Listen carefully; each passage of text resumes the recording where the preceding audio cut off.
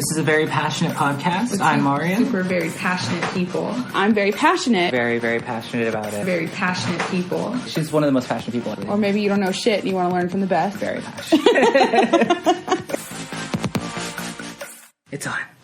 Yay. Hi, everybody. Welcome back to another episode of the I Am Very Passionate podcast. I'm Maria. I'm Jessica.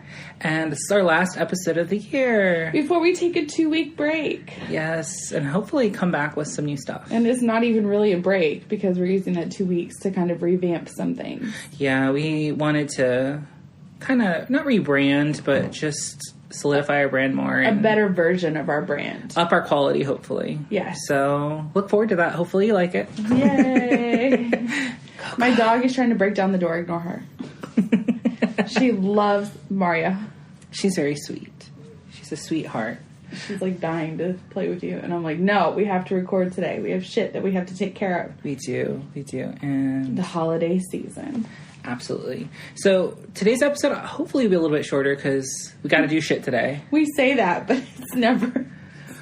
We're trying. We're actually going to try today. I genuinely feel like it will be. Okay. I hope. Okay. So I just wanted to start off because you always want to talk, or you always want me to tell you about new tech things. Yes. Jessica's so tech sesh. They announced new Xbox officially. I just bought 2. Oh, fuck you. It comes out right before. No, it comes out like next Christmas. Oh, okay. You got time. You got time. Deal. It's not coming out. I'm sure we're upgrading Daniel's. Oh, I'm sure. It's really huge. Not huge. It's weird looking. It's called the Xbox Series X, which implies that there might be another one coming out that's cheaper. But they didn't tell the price either, so I'm sure it's going to be like $500. Oh, we may not then. But it looks like a computer tower. It doesn't look like an Xbox. Like, you know, like usually... Like the old school Xboxes that were like, they stood? Well, all Xboxes stand. Mine's flat now. I know, but it has the ability to stand on its side. I don't know. Because you have like an Xbox One S, right? I can ask Daniel. I don't know. He just said, baby, I want that one. And I said, great, you make the majority money. Go buy it. I can't tell you no. It pretty much looks like an obelisk. Not an obelisk. It's not pointed at the top. But it's literally like... Do you know what the Mac Mini looks like? It's like a little small square. Sure. But if you stack like 4 of them on top of each other... Okay. So it's like literally a tower. Like Why would you do that? Airflow. Oh, okay. Because the Xboxes usually have an issue with overheating. Yeah. So if you have a large design like that, or tall design like that, they have a very big air intake vent on the top. Mm-hmm. It'll allow air to come down through it and cool everything without overheating. Mm-hmm. And with how powerful it's supposed to be, it's very much needed.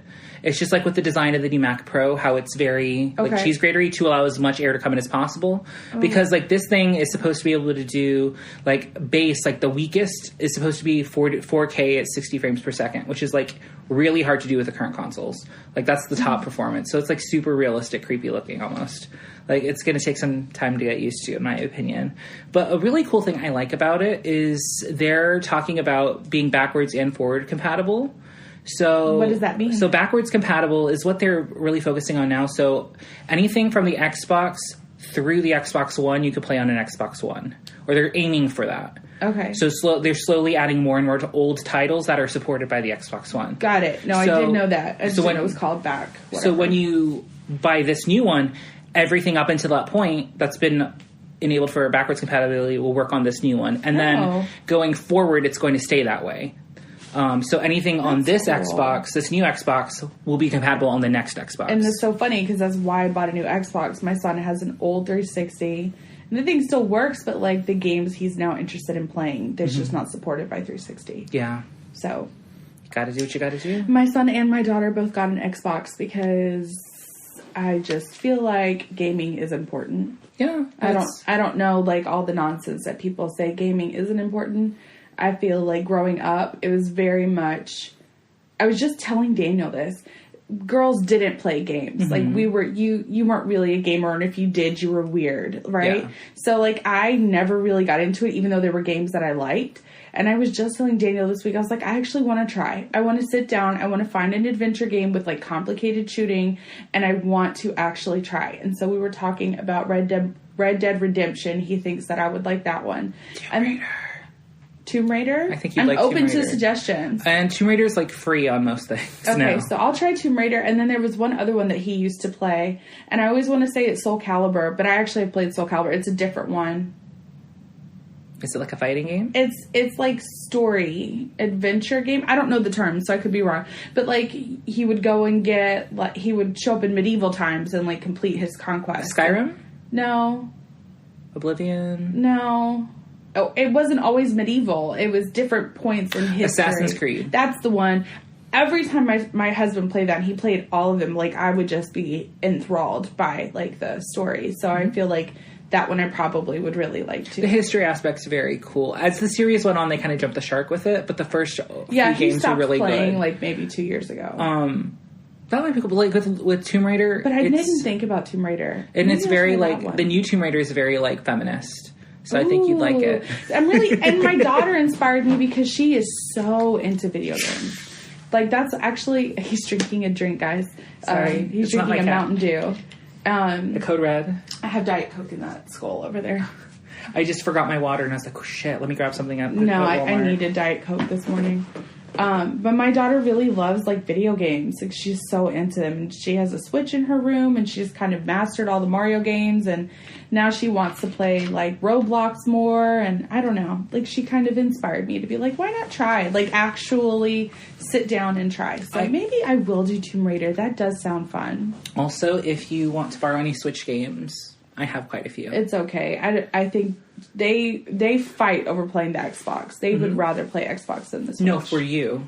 Oh. Because there's one game you might like. It's called Fire Emblem, and it's very, like, interpersonal. Like, you meet all the characters and develop relationships with them and become friends with them. And I'll try it. I'm It's very down to try anything because I do want to try gaming. it's not an adventure game, though. It's That's like okay. what is it called? A turn-based strategy game. I think oh yeah, okay, I'm down. I think I gravitate more towards the storyline. Yeah. Although I do fucking love some Soul Calibur. Mm-hmm. Yeah. Or Final Fantasies are a really good story, too. Well, it's too Oh my much gosh. now. Oh I've my got gosh. like I'm 5 so games. excited. I'm my so God. excited. We got to pick one and go from there. Tomb Raider, I think, might be where I start then. Mm-hmm. Okay, I'm down. I'm excited. Moving on, Greta Thunberg is Times People of the Week or of the year. She's the Swedish girl who Oh yeah. Okay. who has organized the thing where all the students protest on Fridays for the environment. Yes, Greta. And she also spoke at the UN Summit for the Greta. environment, and Trump dragged her, and she embraced it and kept going. She also has Asperger's, and she says it's her superpower to allow her to talk about uncomfortable things. My sister-in-law Roxy says that autism is the forefront of evolution, and she loves it. She's bringing a lot of awareness, and she's actually turned down like environmental awards before, but she decided this was such an international platform, and she made it not really about her. She made it more about the cause. So her interview is very much about the environment and helping the environment and what we can do and what we should be doing. And Trump was fucking pissed. These puzzle piece babies. His people photoshopped his face over her body, over her head, and changed the headline and like used it as an ad for his campaign. But like, who's surprised? Raise your hand. But then they also photoshopped his face over Rocky and over Thanos from the Avengers. Did he watch Avengers? Apparently Thanos not. is not the guy. He's not the good guy. He's not at all. He calls himself inevitable, and then like disappeared. Right. Well, okay, great. Be Thanos. I'm down. Actually, I like that comparison. But congratulations to Greta. Absolutely. And good luck, and I hope she's successful with all of her endeavors I am because all she's about fighting puzzle the piece, most baby. important fight of their generation, ours too. Like, I feel like the kids now are going to be the ones to really change the world, but I'm so worried that like we have fucked it up so bad that they're not gonna be able to. not going to be able to fix it. All I can think is like Interstellar. Yeah. That's oh my my God, fear. I think about that all the time. I told Dana the other day, I was like, I need to rewatch it. I love Interstellar. I have it on DVD if you need it. Well, I'm sure we have it somewhere because we loved it. It was so good. It's so good. It's one of my favorite sci-fi movies ever. It might be mine. My Like, favorite's Aliens. But, Wait, okay. but okay. it's one of my favorites. Alien is great too, though. But it's for what Interstellar stands for. Mm-hmm. It's my favorite. And I don't like sci-fi. And I sob at that movie. Unless it's trashy sci-fi. Like, I watch Fifth Sharknado. Element? No, I love Sharknado. Oh. Sharknado. Or Cajun Gator. Are you talking about, like, the sci-fi movies? Yes. Oh, yeah, the super B movie shit? Oh, they're My dad super, loves like, that. F movies. Oh, Yeah. my God, they're so good. Or there's Cocking one... a shotgun with one hand and shooting a shark out of a tornado. I love it. It's so good. There's one with, like, Bigfoot. And, like, I don't think I've seen the it. person gets grabbed by Bigfoot through a window, but he grabs him in the middle and then pulls him, and so they bend backwards like a stick and just get pulled What through is and it die. called? I don't even remember. I don't Okay. even remember. It's like one of the Bigfoot sci-fi movies, I though. love sci-fi. Like, SYFY, that channel. Want to watch them all. It's my favorite thing to watch. It's so trashy. I feel like they're on Hulu. I don't know. They might be. You should No, check it I think out. some of them are actually on Netflix, Oh, too. work. Because I used to watch all the Sharknadoes. Like, in a day. Alaska Thunderfuck was on Sharknado, like 9 or something. Oh, I haven't seen 9. I've seen, like, 1 through 5. Yeah, no. Sharknado's so fucking good. Now, speaking of sci-fi movies, were you the one who really likes The Matrix? No. Okay. I mean, it's okay. I felt like you were really into the metaphor of The Matrix or something. I am into the metaphor, but, like, I hate Keanu Reeves, so it's a love-hate relationship. Well, The Matrix 4 is coming out in 2021, so I added it to the docket because I don't know why I thought you were the one who liked The Matrix. I'll see it. I'm down. I watched all of them. I might see. I haven't seen the last one. I would watch The Matrix before I'd watch Lord of the Rings. Oh. I'm not a Lord of the Rings fan. I love the Lord of the Rings. Oh my god. Again, who's surprised? Raise your hand. Like, obsessed. I actually It's okay. almost watched them on Friday, and I was like, you know I what? made out with my boyfriend during the second one, and I don't remember much of the first one. I fell asleep during the third one. The second time I saw it, because I had been up late that night or whatever. My dad and Bridget's dad wanted to go see it again. Or they wanted to go see it. I had already seen it, but I was like, I'll go. Yeah. And then I was like, oh, wait, I forgot about this. Yeah. No, I'm not into the Lord of the Rings, but I'll see it. I'm down. Matrix is good. Now, I did have just a random headline I read this morning, and so I looked into it a little bit, and it's just interesting. I have not seen the docket, guys, because... I'm kind of bummed because I just put a random image in there to make you laugh. Oh, but I'll show it to you when we're done. But I had to take all my docket notes on a separate document because I told Mario that I wanted to do all the research and then feed him the information. I'm down. Yeah. I'm down. So I haven't even seen the docket. But thousands of chunky, squirming penis fish washed up on a California beach. And they're essentially like giant worms that look like dicks. Is this the picture? It's not the picture, that's just the headline. Oh, okay. I want to see the picture. Oh, right now? Yeah. Okay. Because I'm so mad that I didn't look at it now.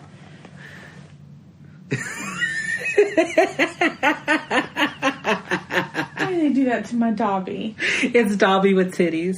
Why did they do that to Dobby? I don't know. I just saw it and I was like, Why does he look like he's about to breastfeed me? He's just showing off the girls. But the last thing I wanted to talk about, I don't know if you saw this, but a reporter in Savannah was reporting on a marathon that was going on where they like go up the bridge, I think it is, the Savannah Bridge, and a man on live television slapped her in the ass and kept going. And did he get arrested? Yes, he did. Oh, yes. Because she is pressing charges. She needs to. So, her name is Alex Bazarjian, and she's a reporter for Savannah's local station, one of Savannah's local stations, and she was reporting on it. And, or she actually might be Atlanta's. I think she's from Atlanta. Okay. Sorry. Anyway, she was there, and she was standing along the sidelines where, like, the people were running to the left of her, but it's a very common, like, shot that they do for marathons. Yeah, sure. Same thing with Hurricane. And so you see the man come up behind her, and everybody's, like, waving at the camera or whatever, and he just goes, and you just see him slap her ass and keep going, and she's, like... offended, disgusted. She feels violated. Like, Absolutely. she went on the Today Show, and I think it was the Today Show. It was one of the morning shows. They talked to her about it and how she feels like he took away her power and how, like, he violated her in front of a national audience. And yeah, that was on live TV. On live fucking television. To be sexually, like, that's basically assault. Like, it is assault. No, it is. He got arrested for Good job. sexual battery, I think it is. What, has he said anything? Yes, he apologized. He's like, I was going to touch her back and I misjudged the No, that's thing. a lie. It's a bullshit. That's a lie. And, like, just he's own up like... to what you did and say sorry. He's like a family man with daughters who... Great. They who saw you be a sexual predator on a part TV. of his church's youth group. Of course he is. They and all is are. a Boy Scout person. What did I tell you last week? You told me. What did I say? We cut it out of the episode like you told me to, so... Good. Did you live the episode? I have everything ready. I just needed you to approve the title. Because I added something to the title. And board meeting really quick. Hang on, guys. I don't remember. Can you play like lobby music right there?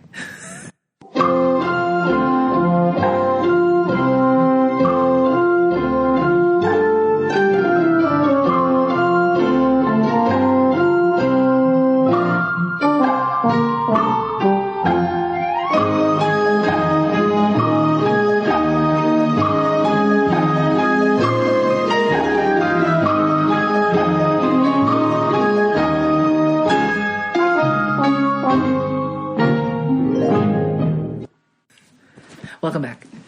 Sorry about that, guys. Quick board meeting and final title approval. So our new episode is live right now. This is such a professional. Totes. But anyway, she pressed charges because she I love it. wants to make an example, because you don't fucking do this to Absolutely. women. Absolutely. Or just anybody, period. Like, you don't slap them in the ass on live television or not without their permission. Like, I had someone, I'm glad this is happening because my old group that I used to work with, one of them had just like this big juicy booty, and I was allowed to play with it and touch it because we're still good friends. But we went to a special needs Special Olympics, and they would let us do some of the activities, and one of the guys that was helping us guide us, like, straight up ran his hand up my friend's ass, like, at a school-sanctioned event. Oh, my God. And then pretended to help her. And she was looking at me, and I was ready to fight, but I was on the clock, and I couldn't, and she ended up turning around and just, like, cussing him out. did they report him? Yeah. Good. Holy shit. I don't know if anything was ever done about it, though. That's awful. But it wasn't caught on camera, so... His last name's Calloway. Again, who's surprised? Raise your Thomas hand. Calloway, 43, of Statesboro, Georgia. I bet he's a Callaway. Do you think, are they famous? They're pretty big here. In Georgia, right? Yeah. Like Callaway Gardens and shit? Yeah. Yeah. That's wild. But anyway, that happened. She's pressing charges. He got Good for her. arrested. He turned himself in. He got out on $1,300 bond. He can spend up to a year in jail for this. So hopefully they get into the whole thing. Because, Well, I mean, maybe it's he clearly... just pays her some money and gives her a real apology. Like, I'd even be okay with that. If that's what she wants. Yeah. But at the same time, I feel like she's wanting to make an example of him. Yeah, sure. But, like, then let's punish him. Men like that, even though you put them in jail, it probably damages their psyche. But, like, let's just, I don't know, give her a whole bunch of money and let her donate to, like, in the backlog or something. Because... If he has that kind of money. He's like a salesman. I don't know. I just, wow. Yeah. On TV... On live television. You assholes are getting bold. They really are. Like... But there's no assholes that listen to this podcast because they wouldn't like it. Men are trash. Men are trash. It's really shameful. Like... Men are trash. I can't believe it. I mean, I can believe it, but also I can't believe it. Like, you're on live television. Oh my God, I couldn't. What would possess you? I would cry. I would just, like, stop working and cry. Mm-hmm. That's insane. But she kept going. Like, she was a trooper about it. So, I mean, she's been very emotional about it in her interviews. Yeah, that's so demeaning. It really is. It's really just objectifying and Why dehumanizing. would he even touch her back, though? Why would he even touch her, period? Yeah, Exactly. like, what's... Because what, you're going to gross. slap her back? How's that any better? Gross. Ugh. He just saw an ass, and he was turned on from all the endorphins and wanted to touch it. Mm-hmm. Mm-hmm. He thought it was going to be cute. Men are so gross. They really are. My husband slaps my ass all the time. But that's your husband, and you've given her permission to slap And that's your how he ass. says I love you, so I appreciate it. Sometimes I bend over and just ask for it. But it's not on TV. Mm-hmm. I would not want that on TV, even for my husband. Probably not. Not even on a reality show. What if it's for money? Maybe. No. I wouldn't want my daughter to ever see that and think that that's... Like, not... I would Just never... don't let her watch it. I wouldn't want her to take... She's going to be 18 one day. Yeah, but she doesn't have to know that you ever went on a TV show. Oh, I don't know. I would never want someone to take it out of context. Mm-hmm. Does that make sense? Yeah. No, it does. I don't know that there's an amount of money that I would allow someone to do something like that on TV. If it was your husband?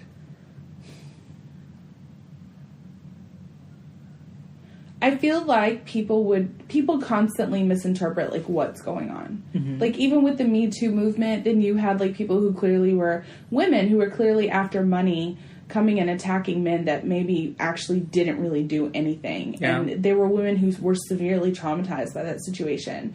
So now that's going to be so like, let's say he slaps me on the ass. Now we have a whole Jackass TV show where you see how much money you can pay women to have them being slapped on the ass as hard as they can. And to me, it'll just escalate from there. No, it's a private moment.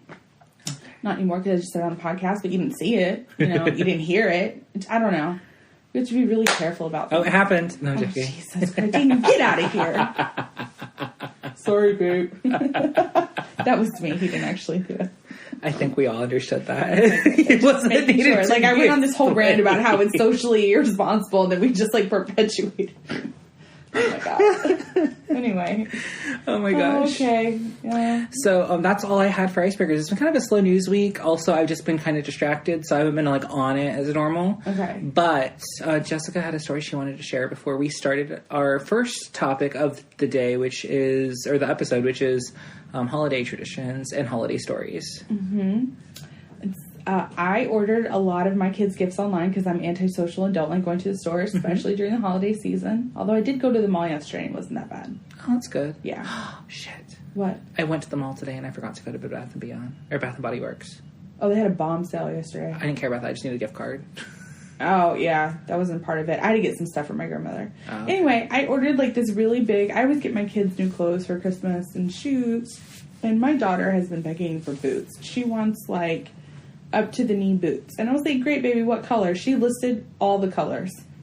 Okay?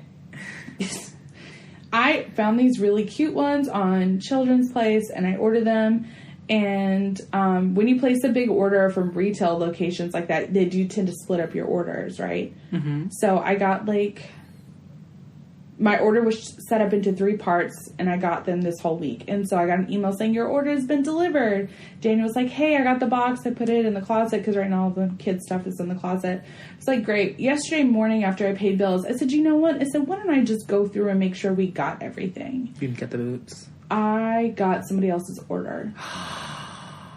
Oh, no. And I was standing, and it's like little toddler clothes. And I was standing there, and I felt really bad, and I was like, let me call Children's Place. Like, this obviously was like a mix-up. And, you know, I called UPS. UPS said, we can't do anything. We have a contract. It has to be done through Children's Place. I said, okay, great. I said, I feel like I should email this woman. Because I always make up stories about people. I'm like, what if she's really poor and a family member bought this? Like, she's waiting for her kids' clothes. They're clearly school uniforms. Mm-hmm. Maybe, you know, I was like, let me see if I can find this woman. I can't find her on Facebook. And then I said, well, let me just do a people search. I couldn't find her in the town and her name. And then I said, let me search the address.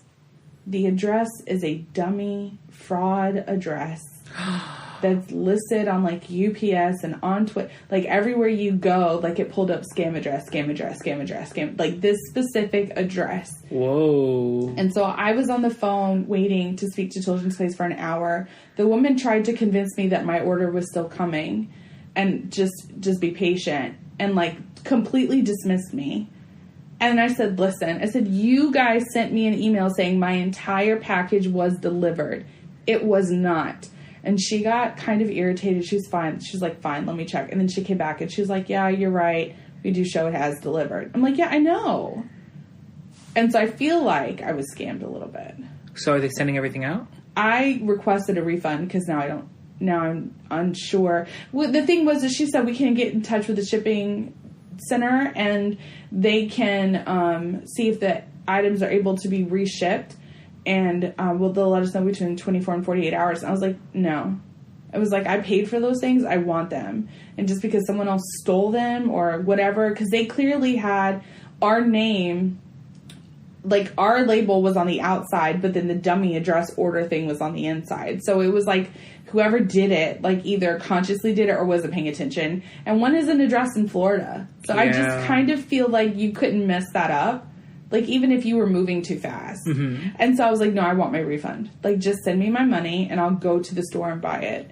So you're going to go do that? Yeah, I'm going to go do that. So what about the material or the stuff you got? Oh, she said I could take that to the store as well. Oh, okay. And just be like, I got this. It's not mine. Here's the order. Like, my name's not on it. My address isn't on it. This is what they told me to do. I would have just donated it. But what if someone actually did order it? You know what I mean? Like, It's a dummy address, though. I don't want to get in trouble. I guess. But, I mean, are they really going to track it? I don't know. Because it was delivered. I don't know. I guess I could still deliver it. I mean, I could still donate it. Yeah. Because, I mean, that could... As opposed to giving it back to them for them to resell. That's true. You could just donate it to somebody who needs it, you know? That's true. Just a thought. You don't have to. No pressure. I mean, it's not mine. You know what I mean? Like, what if I'm wrong and someone actually did order it? True. I don't know. But I couldn't find the address. So I don't know where it's going. It's one of the dummy addresses that, like, UPS gives as an example. They're like, this is what your address should look like. It's literally that address. No. On the UPS website. And I was like, this is a fucking scammer. Someone in your shipping center was like, I'm going to take these boots for my daughter. Let me just send her this shit, and threw a bunch of, like, toddler clothes in the box. That's what it feels like. Wow. Yeah. Or maybe thought, oh, well, I'm going to give them something even better. Even though you don't have a toddler. Oh, my God. No, I need the boots. My daughter only wants boots and an MP3 player. That's all she wants. Are you getting one of the ones that you got? Yeah. Cool. I need to adjust because my hip hurts. We'll be right back. More elevator music. Yeah. Did Danny ask for one too? Yeah. They tend to get matching gifts. Easy. So they don't fight? Yeah, but they also have the same interests because they are social emotionally in the same age range. Okay. Yeah. Danny is probably, I would say, like 2 years behind. But moving on, that leads us into our holiday discussion. I want to hear all about baby Mario. Oh my gosh. And his Santa. Okay, wait, so tell me how you found out Santa wasn't real. How did I find this out? Every kid has a story. Okay. And I'm really nervous because my kids still believe in Santa. And I feel like this year I felt bad. I was like, you're 8, about to be 9, and I'm still I'm perpetuating this lie now. Yeah. I felt bad this year. So my dad made a comment. It was actually, I found out Santa wasn't real for Easter. What? Because... Is that also when you found out Jesus wasn't real? Jesus was real. I determined that actually like a year before this. Shut up. I'm dead serious. I love you so much. You're my favorite. Okay. Okay. Because a year before was when I told my parents I did not want to go to church anymore because I couldn't believe in this. Wait, how old were you? I was like 7. Baby Mario was self-actualized. I was like 19 when I was like, this probably isn't real. The thing that got me was I remember actually very vividly. We were in Sunday school, and there's a story of somebody getting picked up in a chariot and taken up to heaven, and we had to color a picture of it. And I was like, what is this? What is this nonsense? What is this? Why are we all perpetuating this? Isn't real. Yeah. And so that's what really... what is that? I don't even know that fucking story anymore. But that's the story that made me think, okay, no, this isn't it. I think I always felt like the 7 days was mythical. Mm-hmm. And then, like, people who believed it, I was like, oh, you're just hardcore. Like, you know, Greeks believe this. Why shouldn't we? Like, I always felt that way. And then the flood was iffy, only because of the animals. Like, I can't have 2 lions on board with 2 giraffes and then, like, everybody survives. Or, like, like, to me, that didn't make sense. So the science started clicking in, but for me, it was Jonah and the whale. Oh, yeah. But they're like, oh, that's a metaphor. Sure. It's a metaphor. Whatever. It's all a metaphor. Yeah, I mean... But also, they have 2 creation stories. Yeah. Nobody even questions that. They have 2 different creation stories. Mm-hmm. So, like, what? Mm-hmm. But anyway, I'm sorry. This isn't a bash Christianity. Sure. I'm sorry. I thought that was our branding. Well, the episode isn't about that. So, it was like Easter. And I realized, oh my God, it's Easter and we haven't put our baskets up. And it was like 9 at night. Yeah. And like I ran upstairs like, oh my God, we forgot to put our Easter baskets and the Easter bunny's supposed to come. Like, what are we going to do? And my dad's like, you still believe in that kind of stuff? Oh no. And I'm like, what? Daddy Mario. And my mom's like, nothing, go to bed. And that's what made me think, oh my God, it's all fake. It's all fake. And then I asked my sister. She was like, yeah, Santa's not real. I'm sorry.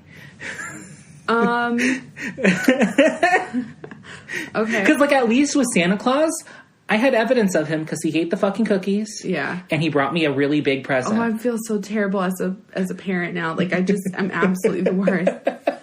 Whereas with, like, Jesus, there was nothing. So, my kids have a picture with Santa from our mall. And it just so happens to be the same Santa that's been taking pictures with my nephews. My oldest nephew's 22 years old. So it's the same man, and you can tell in the picture, and my kids believe. Oh, shit. I am that parent that buys snow in a can and sprays my husband's sneakers to look like there's footsteps, even though it doesn't snow where we live. Yeah. Do you do that with the tooth fairy? Put like the glitter on the dollars? Girl, we don't even do the tooth fairy. Danny was swallowing his teeth up until like 2 years ago. Danny was like, "Oh, a tooth swallow." Kids with autism are hysterical. Whoa. And I had to be like, "Stop eating your teeth." And he's like, "Why? I eat with them." And I'm like, "That's a fair point, sir, but they're not food." Oh my gosh. So, can that mess up your stomach? He's fine. His permanent teeth look good. He's fine. That boy is so regular. It's fine. Santa and my mom had the same handwriting. Mm-hmm. And my mom is in the medical field, and she's very much the stereotype where their handwriting is awful. Yep. Just god awful. And Santa couldn't write. Uh-huh. He could be like, "Love Santa." But like my mom writes her S's just like that. That's how I found out. I was very young. I was like 5. Oh. Very young. I was like, okay, whatever. I still got my presents. I just didn't give a shit.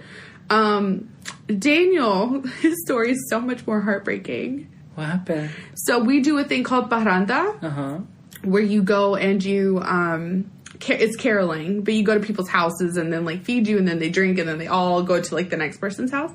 And his parents are really big into the holidays, and they were doing a parranda and a party. And they got home late from the party, but his parents were so drunk they just like went to bed.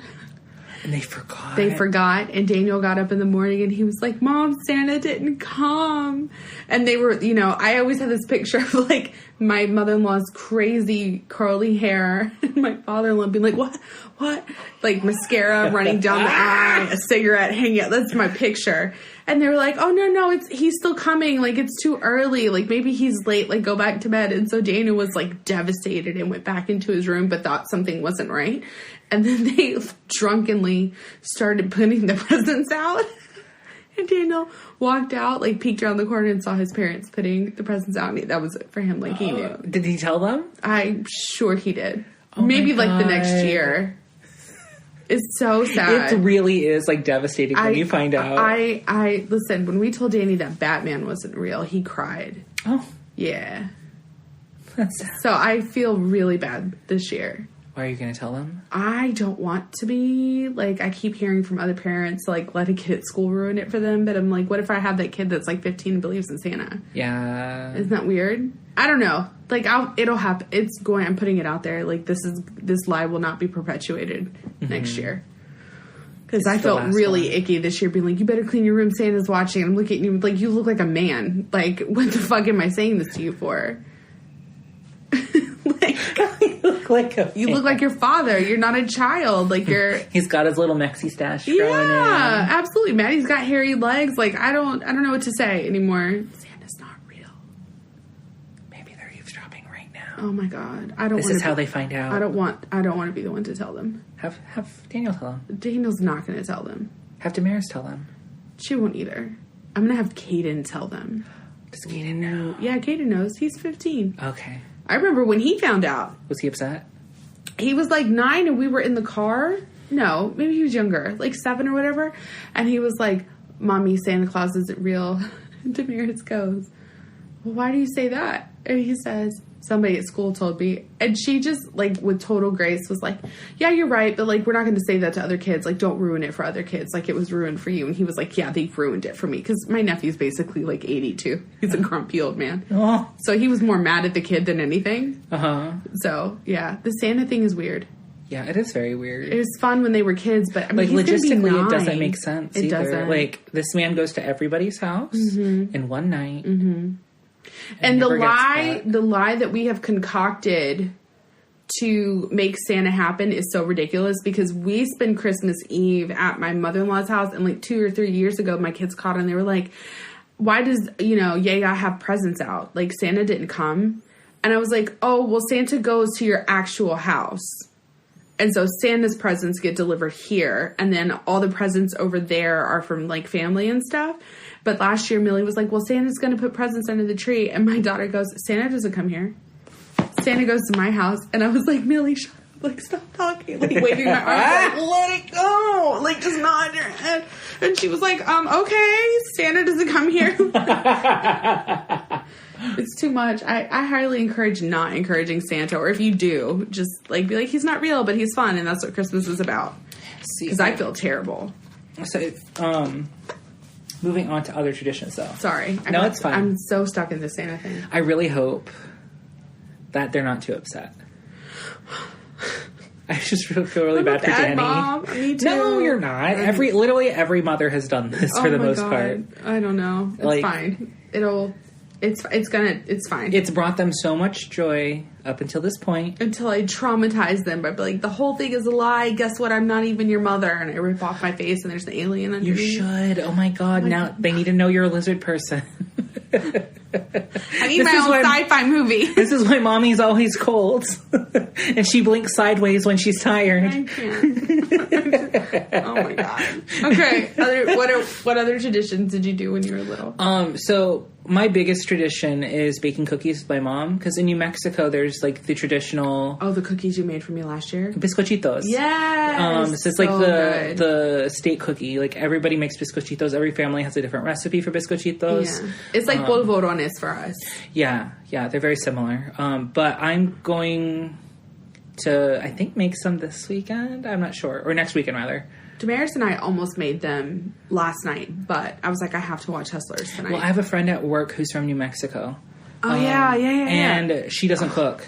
And so, like, she always misses the New Mexico stuff. So I was like, Mom, can we make bizcochitos? I want to give some to my friend. Well, I better get, like, 2, please. Of course. No, I'll bring you some. And she's like, yeah, that's fine. Because, like, But I did tell her up front, like, because a lot of people make bizcochitos with anise. So a bizcochito is like a lard cookie it's kind of like a sugar cookie, but it's made with lard. It's almost like shortbread, but it's like really buttery. Yeah, and it has cinnamon sugar sprinkled on top of it. Mm-hmm. And we put wine in it. And so good, guys. It's good. I really love it. And we use like one of those cookie guns to extrude like the really pretty shapes now. Mm-hmm.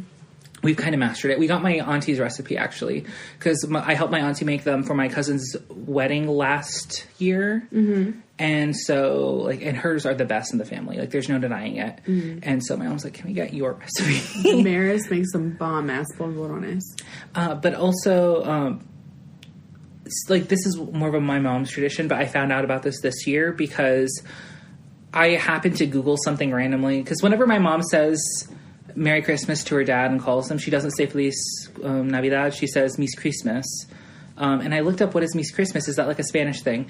It's specifically a northern New Mexico thing. They were not allowed to trick or treat, but on Christmas they would go door to door with like a pillowcase and say Mis Christmas, and they would give out candy and like little gifts. And that was their Christmas tradition.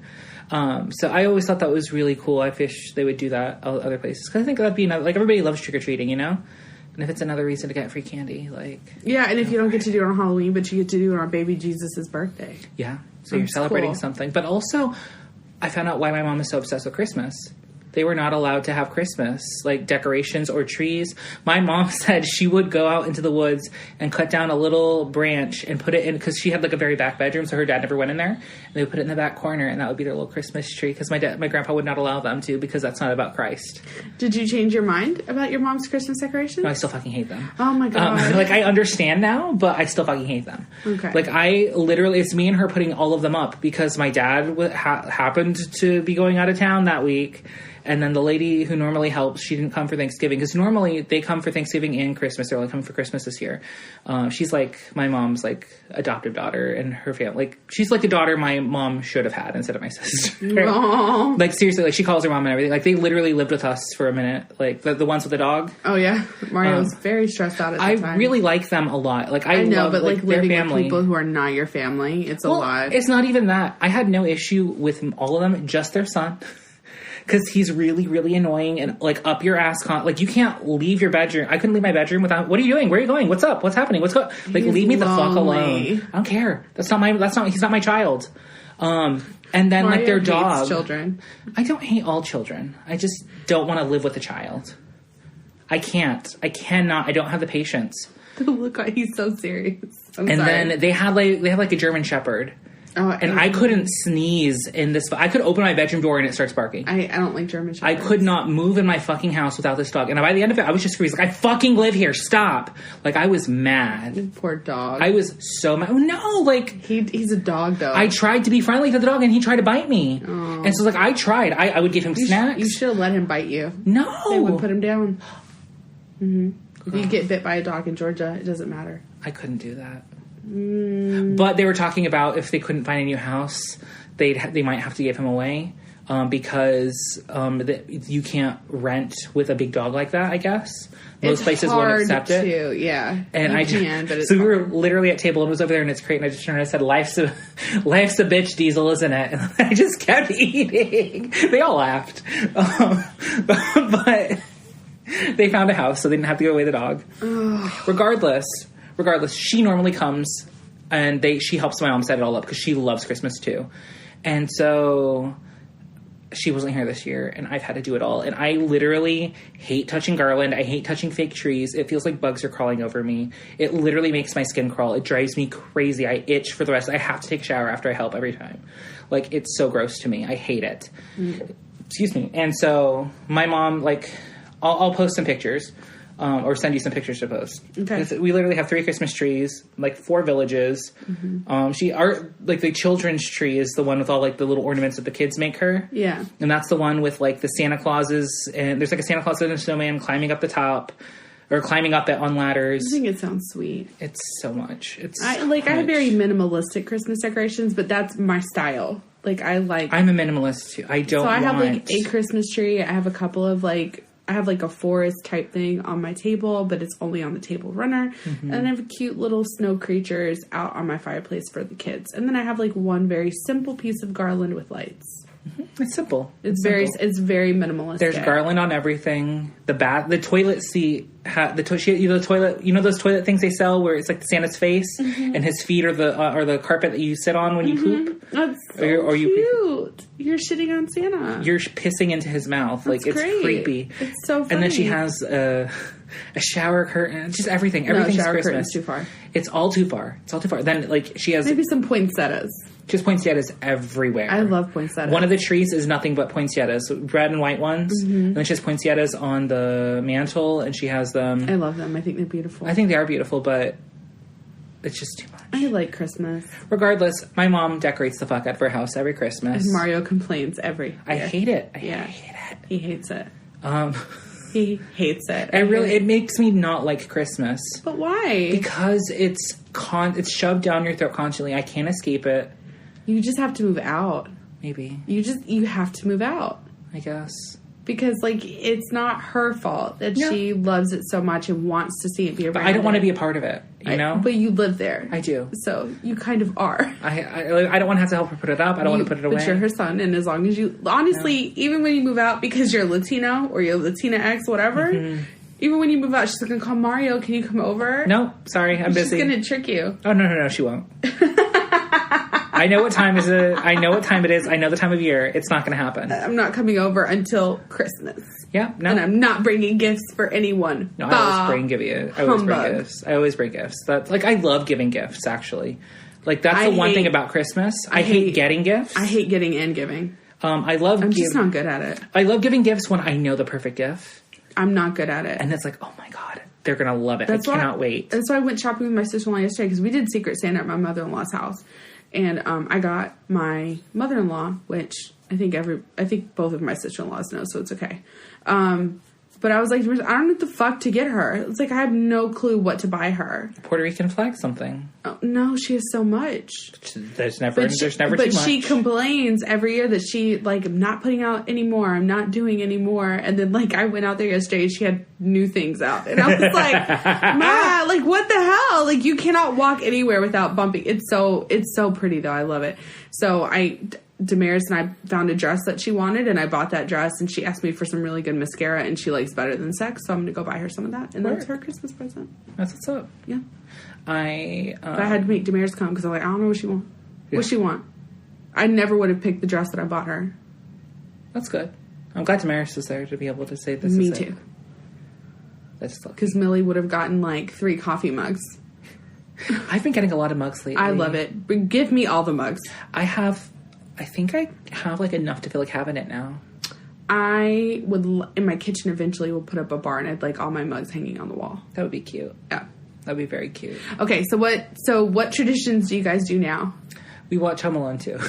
Home Alone 2? Yeah. Why the second one? It's my favorite one. Oh, I like them both. I like the first one, but the second one, there's just something about them exploring New York and... Oh, no, I love the first one more than the second one. Oh, I think the second one's so good, except for Trump.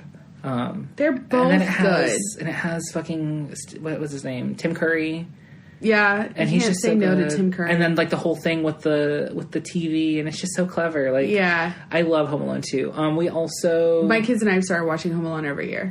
We watch Santa Claus as well. No, I don't watch Christmas movies. Just the Santa Claus. Nope. And then my mom watches all the Hallmark movies. Nope. I don't watch Home Christmas Alone's a movies. Christmas movie. No, it's not. Home Alone 2 is a Christmas movie. It takes place during Christmas, but it is not a Christmas movie. They get presents at the end. But it's not about Christmas. Yes, but it's still a Christmas. No, it's not about Christmas. I don't watch movies about Christmas. Like, I hate... So you'll watch Die Hard?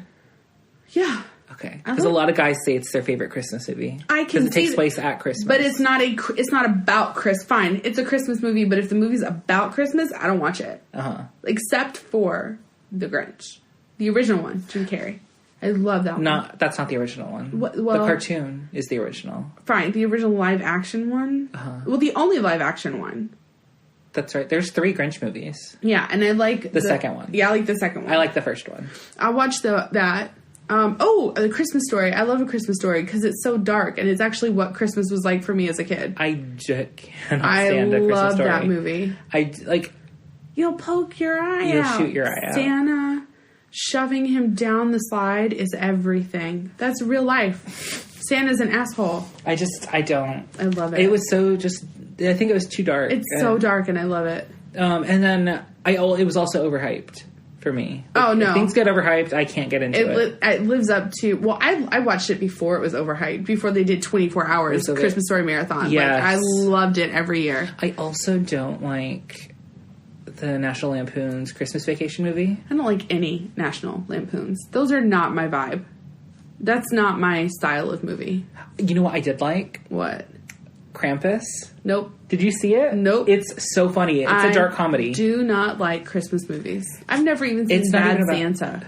I haven't seen Bad Santa either. And I love, what's her name? Lauren Graham. Never even seen it. Lauren Graham is in Bad Santa? Yeah, she sits on Santa and says, fuck me Santa, fuck me Santa, fuck me Santa. Mm-hmm. Is this why her movie career didn't take off? First of all, she's doing just fine. What is she doing? Parenthood, I think, was her last thing, but she wrote, like, several books since then, like a nonfiction and one based on her life. She's doing great. Oh, okay. Oh, and nice. she's been on Broadway. Like, she does a lot of Broadway stuff. I never knew. She's a really good singer. I never knew. Mm-hmm. She's like a true alto. Why did her and Luke hate each other? I think, you're talking about in real life? Yes. I think they, like, had a thing and then it just fizzled and soured. Oh. Yeah, there was a lot of rumors about them actually dating on set. That's a shame. But I think it was more like fuck buddy situation. But now they're just having to work together again. No, they're done. Well, I mean, I heard they might be doing another season. I don't even want to talk about it until it's confirmed. Don't you dare. There's a rumor. Anyway, that's one of my Do you watch traditions. Mrs. Maisel? No. That's Amy Sherman Palladino's current show. I know. I'm surprised you're not, like, up its ass. Because Amy Sherman Palladino's, she directed Gilmore Girls and wrote it, and I like her, but, like, I like everything about Gilmore Girls, not just her. Mm-hmm. So that's, I guess, one of my traditions. I don't watch Christmas movies. My kids love... There was one that came out on Netflix last year. The Princess Switch? No. Oh, God. That Santa Claus one? Yeah. Claus or whatever? And it has, like, it's Michael not Claus. Keaton. It's not called Claus. Santa Claus was what's his name? No, it's not the Santa Claus. It's one where it is about Santa Claus, and it came on Netflix, and I think it's called Claus. Klaus. I don't think it's called that. And it's, like, not Michael Keaton. I don't think it's called that. It's like a well-known actor. Christmas Chronicles. That's what it's called. And it's like a well-known actor playing Santa, right? Yeah. Yeah. Who is it? My kids love that movie. What is his name? I don't know. I've never seen it. I don't like movies about Christmas. Mm-hmm. Like, it's just... Maybe because it's nothing like what Christmas actually is. Or it's always about, like, a story about Santa. Or it's the magic of Christmas. Or what was the like train all the Hallmark one? ones. The Polar Express. Never watched it. It looked too creepy. Yeah, it was weird. It was that Uncanny Valley thing. Yeah, I never watched it. It was weird. I like A Christmas Carol, The Muppet Christmas Carol. Nope. And I love the Muppets. I love Muppet Treasure Island. Mm-mm. That's not a Christmas movie. Oh. Mm-mm. I thought you loved the Muppets. I'm also not a kids movie person. Oh. Like, I will take my kids to go see ones that they like, and I end up liking them, but I'm not myself. I'm not going to be like, oh, fuck, new cartoon. I am. It's not me. I'm totally excited. They're rebooting the Power Rangers again, but it's going to be taking place in the 90s. Like, they're going to get transported back in time to the 90s, and I'm super stoked about it. No, thank you. I love the Power Rangers. I lived too as a kid. The movies, I didn't understand why they made movies. I was like, why? The show is best. Sure, but as a kid, the first movie made a ton of money. Yeah, I saw it in Puerto Rico, in Spanish. Yeah, I loved that movie. I always wanted to be the yellow Power Ranger. I always wanted to be the white one or the pink one. I wanted to be the yellow one. I always ended up being the blue, which was fine because he ended up being gay, so it was perfect. I was basically an only child because my kids are 4 years younger than me, so I'm like playing Power Rangers by myself, and they're like chewing on blocks. So I always got to be the yellow one. Your kids? My kids, my sisters. Oh. They were my children. They still are my children. That's why I never wanted to be a mom. It's a shame she died. Who? The Yellow Ranger. Oh. She died in a car accident in 2001. Didn't know. Rest in peace, Tui Chang. I'm a big Power Rangers fan. I lit a candle for you. She lit 3. No, it's 3 flames. Yeah. Oh, okay, sure. I lit 3. My traditions when I was younger, I don't remember a lot. My mom would always put out our presents. Only thing I vividly remember is my mom still plays the same, like, 3 albums at Christmas. Mariah Carey's album, which came later, but she also has, like, the Supremes, the Jackson 5, and then, like, Motown, and she still listens to them. What about Celestina Warbeck? November 15th every year, we start hearing all those albums. And I used to hate them, but now I feel very nostalgic when I hear them. I'm like, oh, little baby Jessica. Do you know who that is? No. I know that she doesn't play it. That's Mrs. Weasley's favorite singer in Harry Potter, and they listen to her at Christmas time. This is why I'm nervous about doing an episode of Harry Potter. Like, how do you know that fucking shit? What do you mean? I don't remember that. I have a terrible memory. Though. But I also listened to... this is my second time listening to it this year. I listen to it every year, usually for the summer. Like, I start in May. But you restart, and it's like, well, I better restart too. She's going to restart because she can't learn. You need to stop restarting. I'm nowhere near your level. Let me get there. I just love it so much. It's okay. I have a favorite line in each book. I just love it. My mom's dad died when I was 2001. Well, fuck, just bring it down, girl. Well, no, this is Christmas. He died on Christmas? No, he died very close. So he died on August 14th. It was kind of very traumatic. The nursing home wasn't watching him. He fell, he hit his head, he was in a coma. My mom had to, like, his last meal, my mom had to, like, hand feed him after that. He couldn't come back. My mom had to unplug him. Oh my God. It was very traumatic. Is that allowed? Yeah, he had a, Do you not resuscitate? No, that's for, like, he had a living will. So, like, if he was no longer... They wanted to pull the plug. He wanted to pull the plug. But he also had, like, Alzheimer's. Like, he was, like, rapidly, aggressively in Alzheimer's. How does that work legally, though? What do you mean? Is that not considered murder? No, if you have it, like, in your thing... In your living will, you sanction someone to be the person that, like, you give permission. But it's not considered, like, euthanasia? No. After a certain amount of days and there's no response and activity and you're just being held alive by machines, you have the right to say, that's not life. Yeah. So that's what my mom did. So it was very traumatic for her. And after that was 2001. I think I was, like, 16. I don't know, 16 or 17. Christmas just never was the same. My mom stopped putting up a tree. She still listened to the music. She didn't have as much fun buying gifts because my mom does enjoy to buy gifts. So Christmas was kind of lost on me from the time I was 17 till around 21. That's when I started dating my husband. And Christmas with the Walkers, like, it would bring up anybody's spirit. That's good. My mother and father-in-law have a party every year, even if nobody is coming, even if it is just the same people that go over for every dinner. There is music, there is alcohol, it's a party atmosphere. People dress up. Like, I already have my outfit. I'm wearing a gold skirt, off the shoulder white shirt, like red shoes. Like, it's a... So you couldn't find the Elsa outfit? What? You can find the Elsa pantsuit? The Elsa pantsuit? No, I can find, maybe I can make it. We'll find out. So that kind of invigorated Christmas for me, and with my kids. I feel like having kids made me like Christmas more. They have so much fun opening their presents. Ricky's not about that life, you know? I mean, cats, there are very few things they're really interested in. I get it. He likes cuddles, and that's what matters. You're a good parent, yeah. I try. Yeah. If they had a kitty Claus, I'm sure you would do it. Although Santa Claus comes for the babies, and Santa Paws comes for Coco. Aww. Mm-hmm. So she gets a present from Santa Paws. I've thought about taking Ricky. My local vet, they bring a Santa so you could take a Christmas picture with your cat. Oh my God, do you think Ricky would be okay with that? Yeah. Okay. He's super chill. They also do it at PetSmart. But the only thing I'm afraid of is they're touching all these other dogs, and what if my cat gets sick from another cat, you know? Because he doesn't come in contact with any cats but our other cat, you know? Why would he come in contact with other cats? You hold him, pass him to Santa. And but I know, but that other cat, if it's sick and it touches Santa, and then it touches Ricky, and then Santa touches Ricky. I guess, do you want me to dress up like Santa? No, that's okay. That's too much money. Are you sure? Yeah. Okay. Maybe I could just Photoshop him. That would be hysterical. Please do that. Send me the pictures. I'll do it. That's awesome. I love Ricky so much. I haven't taken my kids to see Santa this year, and I kind of don't want to.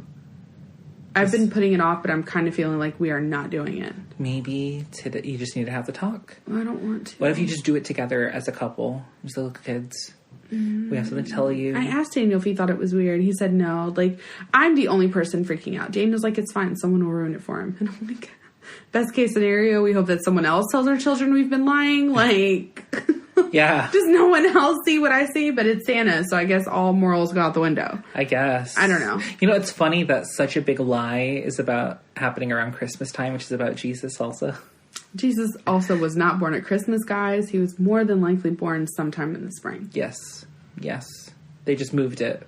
Because it had to fit with the pagan religion that was already existing in the area, which is very, very normal. And Christmas trees actually are a thing because people would put candles in their trees on the longest night of the year so that people could find their way back home. So that's why you put lights in your trees. It sounds like such a fire hazard. Oh my God. Well, but like, it's different kinds of trees. So they would hang lights and stuff. Like, they would hang the candles. They're not like taking a wicked candle, like putting it in the branch. They like hang it. So people could find their way back home. So that's where Christmas trees come from. I would have never known. Yep. I did a lot of research when I was questioning the Bible. Oh. Yeah. So you got all the pagan holidays that... Yeah. Easter. And yeah. The palm leaves, Palm Sunday and all that also is not a Christian thing. Like, if you think about it, guys, like, we don't really have a lot of palm stuff in Christianity. It has to just do with, like, it was I forget the name of the festival, but there actually was a festival where they used palm leaves to decorate, and it had to do with, like, wanting a good crop season, because it was around the time that, like, you would start preparing your land for crops. Wow. Yeah.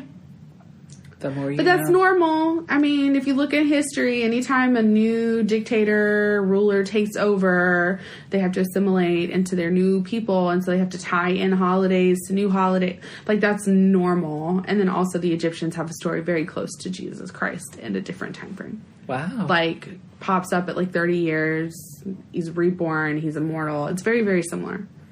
So, yeah. Sorry I just ruined Christmas for everyone, but I can't do it for my children. Do you need me to do this for you?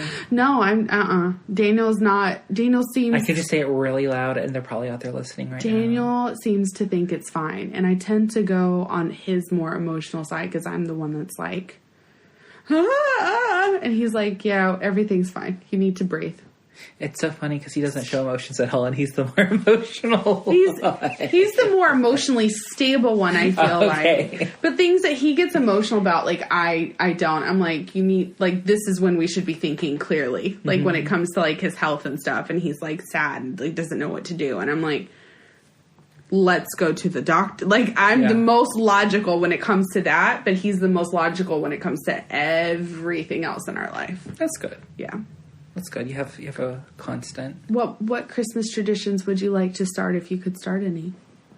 Not doing Christmas. No, I'm joking. Jesus, not even a little bit? No, like minimalist Christmas. Like I have it out there? Or Not is that even even that. too much? Like, I saw this one minimalist Christmas tree one time. Megan Allen Cole Crafts did it like 9 years ago. Did it have like one ornament? It wasn't even a Christmas tree. She put a bunch of nails or a bunch of thumbtacks in the wall. Oh, I did that and for my connect kids it with one year. strings. Yeah.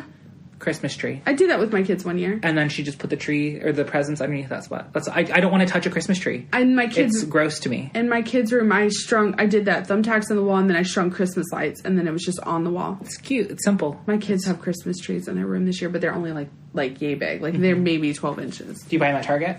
I bought them at the dollar store. Oh, wow. They were a $1. Who would have thought? They're selling a pre-lit, like, what is it, 6.5 foot tree at Walmart for like $40. Pre-lit. I like, want a flocked Christmas tree so bad. They're pretty, but they're messy. Well, I found one at Home Depot where the flocked is almost like Mod Podged, so it's like flocked but glitter, and it doesn't fall. Like it's not white; it's just like glitter. Girl, that's gonna fall. Oh my god, it's so beautiful though. Your house is gonna be covered in glitter the entire year. Not a problem. Oh, God. It's beautiful. I'm sure it's beautiful. So How much was it? $2.49, but that was at the beginning of the season. That's actually not that bad, though. No, it's not. I'm sure it's cheaper now. So, this kind of ties in, but it doesn't. Mario and I did talk about doing a sister-in-law episode. Mm-hmm. At the time, we had a family member pass away, and my sister-in-law had to go to Puerto Rico. Both of my sister-in-laws actually went to Puerto Rico to kind of represent, like, her husband and our family for the funeral, and she wasn't here. We weren't able to do a sister-in-law episode. My brother-in-law, sister-in-law, and niece are actually flying in for Christmas this year. It's kind of a big deal because we used to always be together on the holidays when they lived in the States. Mm-hmm. But now my sister-in-law and brother-in-law live in Hawaii, and my niece goes to school in Michigan. And basically, like, it's still kind of rough on my brother-in-law. He lost a family member. I don't want to talk too much about it, but just...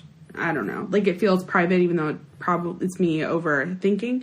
No, it's fine. So they're coming here because they want to be around family for Christmas. And I strongly believe that's the best thing for everybody. I feel like we need them. I feel like they need us.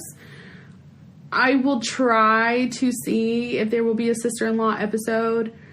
However, I'm kind of not pushing it because I feel like this is going to be... We're going to be up each other's asses for, like, 2 weeks. Yeah. That's what it's starting to feel like. Like, we already have a wine taste. We're going to do a wine tasting at the house. Like, me and Damaris are going to cook and get the... Wow. Like, yeah, like, all these different things. We are going to a drag show, but I think it's just going to be just the girls. That's fine. So, I'm so excited about that. I can't wait to see my favorite drag people now, even though they're the only drag people I know, but they're still my favorite. So I do want to do a sister-in-law episode. I did feel kind of irresponsible because we talked about it and, like, just didn't do it, and I didn't mention it again. It feels private to talk about why we didn't do it, but You owe them nothing. It's fine. No, I owe people some sort of explanation. I don't have to give you every detail. So we're going to play that by ear. Yeah. We're going to see how that goes. Because I still want everyone to know my sister-in-laws. They're amazing. They are cool. Well, the one I've met. You'll like Roxy. I'm so scared.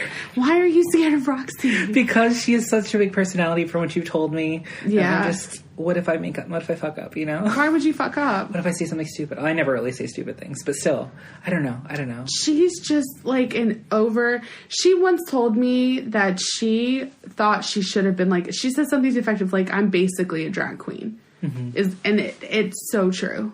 Like, it's very fitting to her personality. She's probably louder than me, like, in terms of personality. Mm-hmm. But she's also, like, really... She's so weird. I cannot explain it. I'm nervous. Don't be nervous. She's amazing. I hope she likes me. She likes most people. We'll see. There's some people she just instantly is like, no. But she's really, really awesome. Okay. And she's very funny. I'm so scared. Don't be scared. I'm so scared. These are all great things. What are you scared of? Like being around an amazing personality and laughing your ass off? Like If I'm not good enough. Oh my God. That will piss everybody off. Don't do that. So, sister-in-law episode, hopefully still happening. I don't know. I haven't even approached it. We haven't even decided what we talk about in that instance, didn't we? I talked to them about what we were going to talk about. Oh, okay. What they were comfortable about, but then everything snowballed But after also, that it's that point. kind of heavy given everything, you know? Yeah, so with everything that snowballed in our family and all the things, there were some other really private things that happened with my brother-in-law's family. Like, should it be a lighter topic instead of that, you know? No. It's just like at the time that everything went down, because it was like deaths in a matter of like 2 months or something like that. Mm-hmm. I just didn't feel right. I don't know. I can't explain it. I understand. But we have something really fun to talk about now. We do. Yeah. We do. So, we've been wanting to watch Hustlers for like fucking ever. We were supposed to go see it in theaters. Jessica doesn't like the movie theater that much. So we didn't go. Expensive. It was expensive. But I mean, if it was just you, that would have been $12. We could have done Hustlers. We could have done Hustlers. We could have done it, yeah. Because my kids couldn't go to that. It's rated R. I didn't even know it was rated R. I was like, let's put it up on the big screen. And Damaris is like, I'm pretty sure it's rated R. I'm like, no, there's no way. And then I was like, oh shit, it really is rated R. You see a dick like 5 times. Like 5 times. I'm surprised you didn't see vagina. You saw titties, though. Yeah, but I think vagina would have made it NC-17 or something like that. I always feel like you see vaginas before you see a penis in a movie, though. And I feel like they were very... No, name one movie you've seen a vagina in that's not porn. Even in Basic Instinct 2, you saw the silhouette. You didn't see it. I thought you saw it. No, you just see like an opening. You can't really see it. Boogie Nights, you see a vagina. And you see a penis, though. Yeah. But I feel like if it has a bush covering it... Is it really... If a tree falls in a forest... But I mean, you see bush all the time, you know? Yeah. So I mean, that's considered seeing a vagina. Anyway, guys, it's rated R and I almost watched it with my children in the room. I'm making the same mistakes my mom made. Like, she let me watch Waiting to Exhale with her. Oh, God. And I knew. I was like, I shouldn't be in this room. This is not... I'm 9. Or we saw... Did you ever see American Psycho? No. You didn't? My parents would let me watch horror movies. Oh, okay. My mom was like, let's go. My aunt was in town and we were like, let's go. And like, my mom just didn't check ratings. And I was in there and he's like chopping up naked prostitutes. And I was like, also should not be in here. Like, this is not, like, I'm 12. Like. Did you say that? In my head. Oh my God. Because if I said it to my mom, then I would never be able to watch movies like that again. Yeah. And I thoroughly enjoyed it. But I was like, my little developing brain should not be saying this. No, it used to be like if like a titty showed up on screen, I'd be like, and my mom would be immediately like covering my face, like. My mom was so not that parent. She'd be like, "That's what a titty looks like." No, like, yeah. Not my parents at all. Like our sex talk was, "Here's a book, read it." Oh no, my mom was the total opposite. She was very honest with me about sex at 5 because I asked her. Oh. Somebody in the neighborhood was like, "My parents have sex all the time." I was like, "Mom, what sex?" She's like, "Well, come here, let's talk about it." And she just told me everything. Nope. Yeah. Nope, I never had that talk. Oh, I can't wait for I'm gonna do the same thing. It was the most responsible thing my mom has done with us. Well, that's good. Yeah. But this movie, if you haven't heard about it, is based off of a news article. Yep, I have the writer's name. Oh, girl. I went in. I'm ready. Yeah. We're gonna Actually, you should lead this conversation. No. We should. You did all the research. No. I did the research on the real story. I feel like we should talk about the movie and then I'll tell you what actually happened. Oh, okay. Yeah. So is this movie not 100% accurate? It's more accurate than they're saying. Than they're wanting to admit? Yeah. Wow. Yeah. Because I heard Ramona was pissed about it. The real life Ramona. There's storyline differences, but it's actually like worse in real life. But it's very, very similar. I feel like they really made Ramona look out to be a great person, apart from drugging people. Yeah, but there's just get into it. Jessica Presson is who originally wrote the article, and that was played by Julia Stiles, which I was. But they changed her name. Living for. Yeah, everybody's names were changed. Yeah, because she started first, and then I was like, oh shit, I need to start because I forgot I was supposed to watch it. Yeah. And so I started watching it, and then like 20 minutes in, you finally see her, and I just immediately immediately text her, Julia Stiles! And I was texting Mario throughout watching it because there were points where... Okay, so I feel... Let's just say this. Watching the preview, what did you think the tone of the movie I thought it was going to be a comedy. I thought it was going to be like comedy, lighthearted, poking fun at the industry. It is not. It is dark. It's dark as fuck. It is... Because I texted you during it and I was like, this is dark. Because I always wonder, like, what's too dark for Mario? Because for me, I'm like, the darker the better. Bring it in. This wasn't that dark for me. No, but there were times where I was like overwhelmingly empathetic to the characters. Oh yeah, no, I felt like, for them. Oh my god. So it's dark. So if you thought this was going to be like a fun girls' night, it's going to make you want to go home and earn money. That's how I felt. Oh god. But yeah, I mean that's how I felt. Okay. So a brief synopsis of the movie. Why would say brief? We're going to basically act out the movie. Mario, you're Jennifer Lopez. Pop, drop, I wish I had that ass. Oh my god, she looks too. fucking insane. She is fucking 50. 50. She is beautiful. Like, I mean, she's always been beautiful. But she literally looks like she's 28. You could bounce a dime off that ass. You can. Holy fuck. People did. Miss Thing can work. Like, all the different moves she did on that pole. Oh my god. I was amazed. Damaris and I were sitting there watching it, like, probably eating junk food, and we're just looking at each other like... You're disgusting. I hate us both. You can tell she has a trainer. You can tell she has a chef. You can tell she knows the best angles for her bodies. There was no cellulite. Anywhere. This was not, like, photoshopped. It was just ass muscle. Amazing. And skin. She's gorgeous. Oh my god. Absolutely gorgeous. Incredible. And her makeup artist did a really good job. So Constance Wu is like starting off as a stripper in New York. She was a stripper somewhere else before. She had strippered a few clubs before she ended up there. But she wasn't a good stripper. She was just, I'll sit on your lap and get you a hard on. And it's really funny to watch her go through the different things. Yeah, because when she first did it and she was sitting on that guy's lap and just like wiggling her butt. I was like, what are you doing? And he was just like, okay. Yeah, sure. So anyway, her first night in, she doesn't make money. And she's like upset about it. So she goes up on the roof and is kind of upset. And she meets J-Lo's character, Ramona. And Constance Wu is named Destiny. Dorothy, but she goes by Destiny. My favorite part was them showing like how little strippers actually make. Yes. Because you have to pay to work there.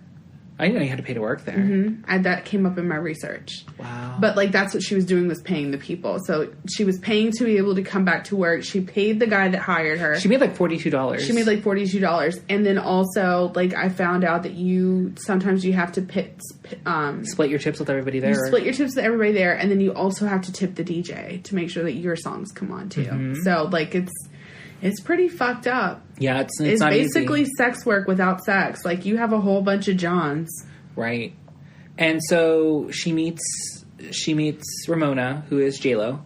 And J-Lo agrees to take her under her wing because she's pretty and Asian and can make a lot of money probably. Yeah. But they truly become friends. Yeah. Like, it's really cool seeing their relationship. Almost like mother-daughter. Definitely.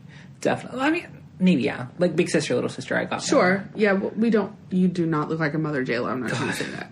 I cannot believe she's 50. I cannot. I don't know what I'm doing with my life because I'm 34 and I have more in the front than I do in the back. Yeah. Ugh. She's gorgeous. Beautiful. Regardless, she takes her under her wing. She teaches her everything she knows.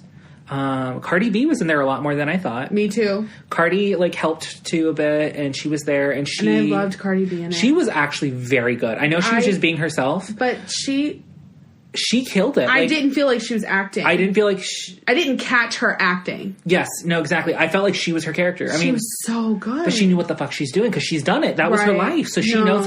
And the fact, like, she was just cussing out that bouncer guy. Yeah. Like, I was like, oh, this is really what happens. I believe, or when she, like, pulled Constance Wu's hair and, like, pushed her out of the way and was like, move, bitch. And I was like, oh, yeah. Like, wouldn't want to work at the same strip club she worked at. But then, because she was under Ramona, she lined up to her. Yeah. But I also feel like Cardi B could surprise us. I feel like we might have a Janelle Monáe situation on our hands. Maybe. I don't know. If given the right role. Like, I feel like Janelle Monáe... Where Janelle Monáe doesn't have a type, though. She could literally play anybody. No, that's Whereas very I feel true. like Cardi has a type. But I mean, like... But that's what I'm saying is, like, I bet that there might be a role out there for her that she actually could embrace and embody and get that... I don't know. Like, I was very, very impressed. Yeah. No, she was good. She was good. Great. I like usually sometimes when there's like a big celebrity cameo like that, you think, oh, this is just this person. Yeah, you don't feel like you're watching the movie but anymore. Like she was just there, and I was like, oh, okay. And then Lizzo was there. Lizzo did so great, and I was so proud of her when she ran in and she said, "Oh my God, Usher is here." They gave her such like a pivotal thing, and her titties were out and everything. Oh. It was great, and that was a cool moment too. And I love that they got Usher. She had her flute there. She had her flute out. She was playing a song for her new titties. Yeah, that's right. Because one of their friends got breast implants. Yeah, and then Ramona felt them up and was like, "These are amazing." And they really like fleshed out the strippers, which I was really surprised about too. And they had all body shapes, types, sizes, colors. Like they were, it was an extremely diverse cast. Definitely. And I loved every minute of it. And essentially, she starts stripping and becoming successful. And she explains to she starts stripping with Ramona in the champagne rooms and becomes successful. Well, she does all of it though, because she teaches her the 3 different levels of the guys who comes from Wall Street specifically. There's the guys who have no power and they'll do anything for you and pay for anything. She said one of the guys without power is paying for her apartment. And then there's the guys in the middle who make some calls or whatever, and they're willing to go through more things, and they do more things. But then there's the guys who come in through the back, and they're the really rich ones. And that's where she kind of shows her, and that's the champagne room. And there's that guy who's just tipping, hundreds at a time. Yeah. And so they become really successful. She pays off her grandmother's house. Yep. And her grandmother's there. And that's really her goal, is to provide for her grandmother. And to be independent. Yes. They stress that a lot in the movie. She just wants to be independent, not have to depend on anybody. And so things are booming. They're amazing. This is all taking place in 2007.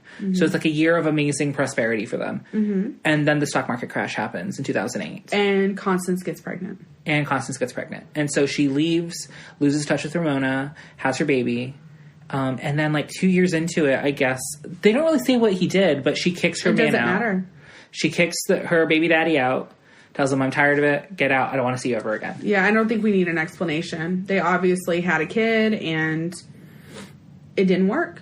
And so she's struggling to make ends meet for them because he was supporting them. Yeah, fully. And so now she's like, well, I got to get back into the business because she couldn't get a job anywhere because she doesn't have legit experience in retail or anything, which I think is fucked up. What experience do you need in retail, honestly? Well, she also was applying at like high-end places. True. I guess that matters, but like it does matter. But still, I don't know. That lady was really mean and condescending. They all are. True. It was like Barney's or something. I have to say that Constance Wu did such a fucking good job. I love her so much. I do too. Like, I genuinely like her. She's probably the only thing I liked about Crazy Rich Asians. It was okay. It's a romance, but she did really great. But she was incredible in this movie. She was.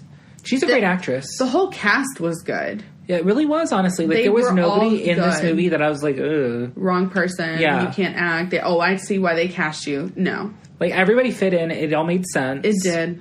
And so, anyway, the stock market crash happens, and their business just dies. Well, she's gone. Because she had left by the... No. She was there when it crashed. Then she found out she was pregnant around the same time. And that's when she decided, well, it's not making money anymore. Let me just go ahead and rely on this man. And she didn't want that, but she's like, I have a kid now to think about. Absolutely. But one thing that I loved is that before all of this happens, when she's first introducing her to what it's like to be a real stripper... Jennifer Lopez's character comments on motherhood because she's a mother as well. And she talks about the crazy things to do for your kid. Motherhood is a mental illness. Motherhood is a mental illness. And it is. And that's why I've been lying to my children about Santa Claus. And so, like, they really did an amazing job of humanizing both of these characters. Like, these are legit people. They have layers.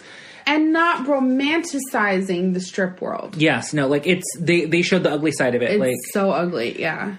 This is the reality of their lives, and you know what? She's making the best of it and being successful. And you can be successful in any field if you know what the fuck you're doing. Right. And so the crash happens. She loses touch with Ramona, and then she kicks her man out. So she has to figure out what to do. So she's calling all her old Johns. And all of them have moved on. Yeah. They're married or whatever. And so, like, it shows her calling one dude. And when she gets off the phone with him, she's crossed everybody else off her list. He was the last one. Yeah. And she's like, fuck, I don't know what to do. So she's like, well, let me go back to stripping because I can't get a job anywhere else. She goes back to the old strip joint that she was working at. And now it turns out the girls are doing blowjobs for $300. And she's like, It's implied that it's full-on sex work, though. Oh. Yeah. Because they're taking the cameras out. Yeah. So it depends on, I guess, the girl and what they're willing to do and how much the guy's willing to put out. And so she does one John, and she gives him a blowjob, and he says, I'll pay you $300. And so she sees the money put down, and when it's all done and said, and she does whatever, she degrades herself and feels awful about it, like... It's $60. It was $60. He put down $320s, and I felt sick at that point. I felt sick, too. And I was like, oh my God. And like, you could just feel how devastated she was and how awful she felt. She's like, I can't do this. And luckily, right afterwards, she runs into Ramona. And Ramona and her immediately... They go right back to where they left off. Mm-hmm. They're not mad at each other. She understands. She's so excited she has a kid. Yeah. And she's like, if you guys need anything, I'm here. And so Ramona starts telling her what she's been doing to stay successful. Mm-hmm. What Ramona's been doing is getting these old Johns that they've had forever and meeting them at a bar, and then having her friends come along, and they start having a fun time, and then they'll go to the strip club and get them wasted off their mind, and then they will take their credit cards and max it out at the place, and then the strip club will give them a cut. Mm-hmm.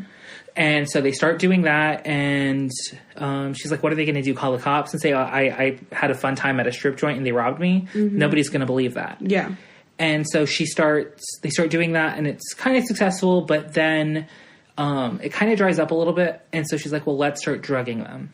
And so they do a combination of MDMA and what was it? But they also talk ketamine. About what I thought was really cool is how they talk about how they know how to spot a man, like looking at the shoes, looking at the watches. Yes. When men start picking up on the scam of what's going on, and they freak out and they leave. So all these different things add up to why they are choosing to now drug them. Because it was like, like every now and then, like a guy won't drink, or every now and then, like a guy gets hip to the scam, is like, no, I don't really, bye. And so they're like, we need it to make it more consistent. How do we make it more consistent? Well, if we drug the guy, exactly, then we can actually have a consistent money flow from this. And so they become even more successful because of this, because the MDMA and I think the ketamine, like, pretty much knocks them out, and the MDMA... It erases their memory.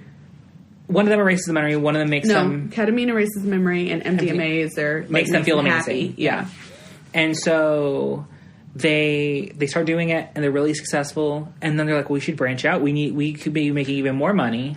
Pause. I watched this movie with my sister-in-law, Damaris, and she was like, they gave me ketamine in the ambulance, because remember, she was in that really bad accident, and then she said, like, being strapped to the board and everything, she was having, like, an out-of-body experience, and they said, do you want something for the ambulance ride? She said, yes, and she said they gave her ketamine, because she talked to other, like, EMT guys, they're like, oh, for sure, they give you ketamine in situations like that to, like, make you okay. She said, I felt like I was in a J Balvin video. I know what that is. He's a reggaeton artist. So she, like, one of those really, like, over the top. She said everything was bright and colorful, and I felt like I was in a music video. She was in a K-hole in the ambulance. Twice, because they gave her enough to last, like, 5 minutes, and then they had another 5 minutes to go, so they gave her a little bit more. Wow. Wow, that's wild. That is wild. Oh, my gosh. So imagine how you'd feel with a bunch of women and their boobies all over you. I guess so, yeah. Well, and they gave you enough to last that long and then knock you out? Yeah. Like, holy shit. Yeah. And it even shows them, like, making the drugs, and they did, like... Which was hysterical. Oh, yeah, because they knocked themselves... Yeah, they were like, let's just taste it. And they're, like, putting it on baking sheets. And it was a really... There's a lot of light moments. I think you need it for this movie, though. Honestly, yes, because they're legit drugging these men. Yeah, like, you're dealing with sex work. You're dealing with drugs. You're dealing with, like... people just, like, being grimy and nasty and aggressive. And so there's a lot of light moments that you desperately needed. It was very well put together. Mm-hmm. She knew what the fuck she was doing. Absolutely. Oh, my God, it was so good. And so they're like, well, we need to branch out. So they hire 3 new girls. And everything's seemingly successful. But there's one girl, like, Constance Wu, Destiny is like, we do not want any druggies or felons. And no criminals. We can't do our criminal work with criminals. Exactly, because they're not trustworthy. Yeah. Or we don't want them using. And fucking things up. Well, J-Lo hires this girl named Dawn. Did you recognize her? She's in something. Is she Pop? Is she Pop from Chicago? No. Who is she? She's Handmaid's Tale. No, Oh, yeah. Good for her. Because Damaris and I were like, what? Who? Huh? And I couldn't believe it. Although she did really well, too, though. Yeah, no, they were all I could not place her. She acted so well, I could not place her in anything else, which is really good. Oh, and mind you, they're currently working with a girl named Annabelle, a girl named Mercedes. Yeah. Mercedes worked at like the Gap or whatever with Ramona. I don't know where Annabelle came from.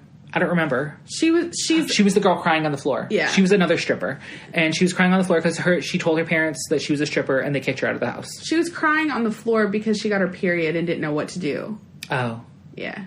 And that's why Ramona cut the tampon. It was like, you have to dig this out later. Like, you don't You have go to string. septic shop. Yeah. TSS, baby. I was always scared of that growing up. Same. But my God. But I didn't know that it was like, leave the tampon in for like 5 days before you could get it. Oh, see, I wasn't even allowed to use tampons. I had to use pads. Me too, for a My mom while, was but like, then I just no, didn't care. because you're a virgin. Absolutely. Like, I Break wasn't that a virgin, hymen. Mom. Did she pay the But- doctor off to find out? No. Okay, keep going. Anyway. Sorry. Your thing. Go. So they bring on 3 new girls, and things are kind of working still, but Dawn is, like, being sketchy, and they think she's using again. Yeah. Or at least Destiny does. Ramona doesn't see it, because Ramona is definitely, like, a mother figure. Like, she just wants to help everybody. Yeah. And she... Which couldn't be further from the truth of the real character. Really? Yeah. Oh. Yeah. Damn. Yeah. They really, like... Yeah. Made her a likable person. But anyway, so things go a little bit sideways. Am I skipping anything before the guy? No. Okay. So Destiny gets a call, and it's Mercedes, and she's like, this guy, like, jumped off the roof. And so they go there, and his naked ass is on the ground. Flawless ass. Oh, he was gorge. Oh, my God.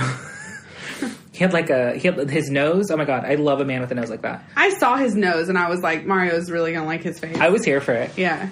And you saw his dick like for half the thing. You saw so much of his dick, and I was like, oh my God, Damaris, they showed his dick. And Damaris like, I didn't see it. And then she was like, saw it again. Saw it again. They showed it like 5 times. Yeah. And they demeaned his body the way that they've been demeaning women's bodies. Yeah. Because that... Work. Mm-hmm. It's about time. Slap it around a little bit. Step on it. You know what I'm saying? Like, it was very impressive to see more of a man's body than a female's body. Yeah. So he was literally butt-ass naked. They carried him into their car, driving to the hospital.